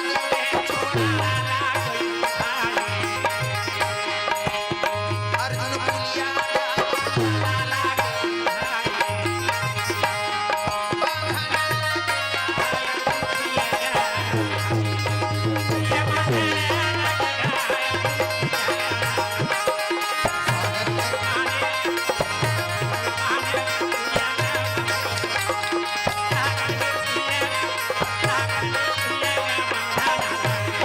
एक ही बाण के माध्यम से रागी भैया महाराज अर्जुन हाथ पुल बांध करके सागर में तैयार कर दिए हैं। रागी जब सागर में पुल बनी तो पुलिया ला देख करके हनुमान जी महाराज की थे अरे मैं तो ये छतरी चिरई मारे बांध धरे हो ही कहत रहे रे सर पंजर नाम के बाण ला धरे है रागी अर्जुन के बाण के महिमा ते सुने होबे गोठिया दे काबर ये डहर ले सुनते दा ये डहर ले निकालते तबे गोठिया दे कहा था अब बता दे ना यादव जी ये विचार है तो एकर में ज्यादा यादव मन की निंदा नहीं गोठिया सको यहाँ गोठिया हूँ मोरे पर ठेंगल धर के नहीं बने महाराज नहीं बने राजी भैया रागी भैया बोलिए वृंदावन बिहारी लाल की जय सांवरे से मिलने का सांवरे से मिलने का सत्संग ही बहाना है सांवरे से मिलने का सत्संग ही बहाना है दुनिया वाले क्या जाने मेरा रिश्ता पुराना है सांवरे से मिलने का मथुरा में ढूंढा तुम्हें गोकुल में पाया है मथुरा में ढूंढा तुम्हें गोकुल में पाया रागी भैया ये बेरला गांव की गलियों में अरे भाई वृंदावन की गलियों में मेरे श्याम का ठिकाना है सांवरे से मिलने का सत्संग ही बहाना है दुनिया वाले क्या जाने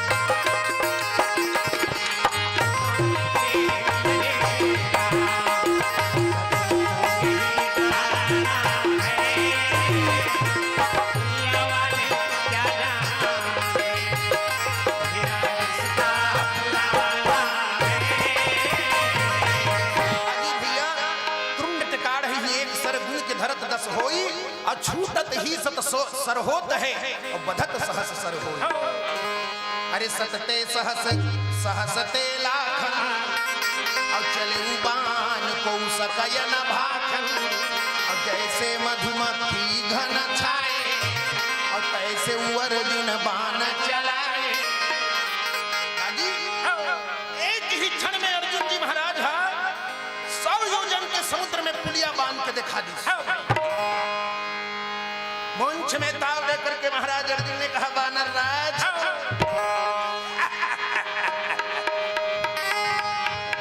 दिखा एक ही बाण के माध्यम से पुलिया बांध के दिखा दे हम बता क्या करना है हनुमान जी महाराज की सो छत्री कुमार मोर प्रभु राम भद्र जौन पुलिया बनाए रहीस ना ते में 18 पदुन बेंद्रा मन नहा के रहीस पुलिया में कत हम नहा की तेला बता हाँ भाई तो अर्जुन की थे हनुमान जी महाराज झूठ नहीं बोला, सब संसार ही पार उतारा। पूरा संसार है 3 लोग का 3000 बेर मोर पुलिया नहा अब कौन हम और पुलिया टूट गई का भगवान कृष्ण ला में है भगवान नहीं मानो। भगवान कृष्ण द्वारिका में बैठे बैठे बैहा हो गए। वो की थे यह फूल लाने बर गए है धन मोला दाम लगाए बर गए। वह पुलिया टूट गई भगवान कृष्ण भगवान नहीं मानो की थे। ऐसा गोठला सुनी सुनी तो हनुमान जी महाराज की थे छत्री कुमार 3 लोग के बाद ला छोड़ भाई मोर अकेला के चढ़े ले कोनो पुलिया है नहीं टूटी तो महू भगवान राम ला भगवान नहीं मानो। भगवान द्वारिकाधीश के बुखार है 109 डिग्री हो गए रागी। वो अर्जुन हा दाम लगावत है तौनो में ही जाओ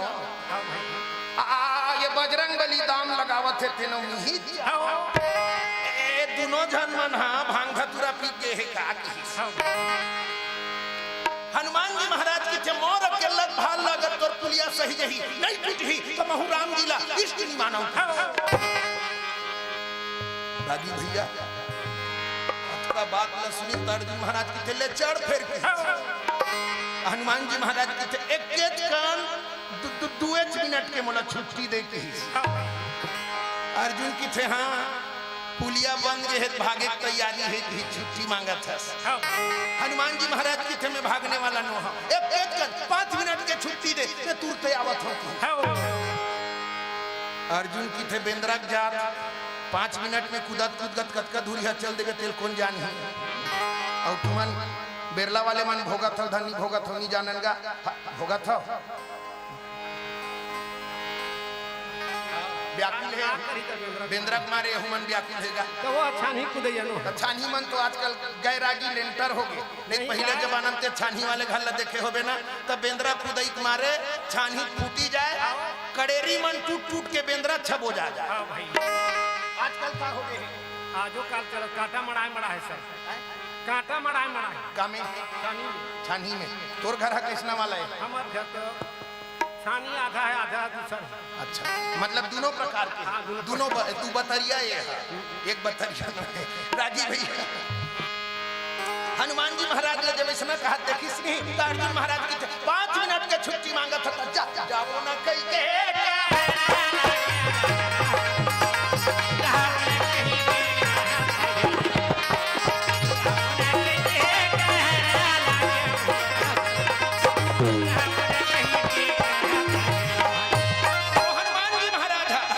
दिशा क्रोध करी धाये उत्तर दिशा के और यदि बड़े बड़े पर्वत है तो उन्हें दिशा में हनुमान वीरे हरा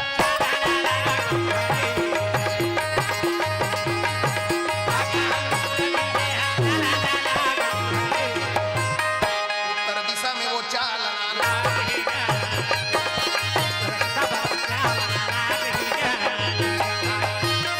भैया उत्तर दिशा में जाकर के हनुमान जी महाराज अरे यो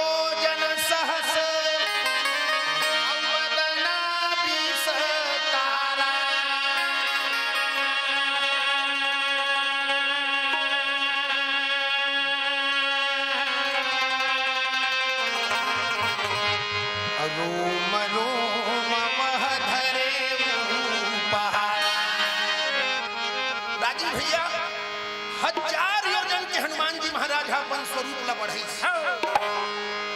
और एक ठन रोम में बड़े बड़े पत्थर हनुमान जी महाराज बांधी। राजी हनुमान जी महाराज का कला है छीन में छोटे हो जाते छीन में बड़े हो जाते एक से हिसरागी अष्टसिद्धि नवनिधि के दाता और असबर दीन जानकी माता 8 सिद्धि है रागी है ना जिसमें अड़िमा महिमा चैव गरिमा लघिमा तथा प्राप्ति प्राकाम में सत्वम वसित्वम चाष्ट सिद्धया। छीन में छोटे हो जाते छीन में बड़े हो जाते जैसे जैसे सुरसा बदन बढ़ावा अब तासुदून कपिरूप और जब लंकम चलित रागी भैया अति लघु रूप पवन सुतलीना और जब लंका नहा के बर होई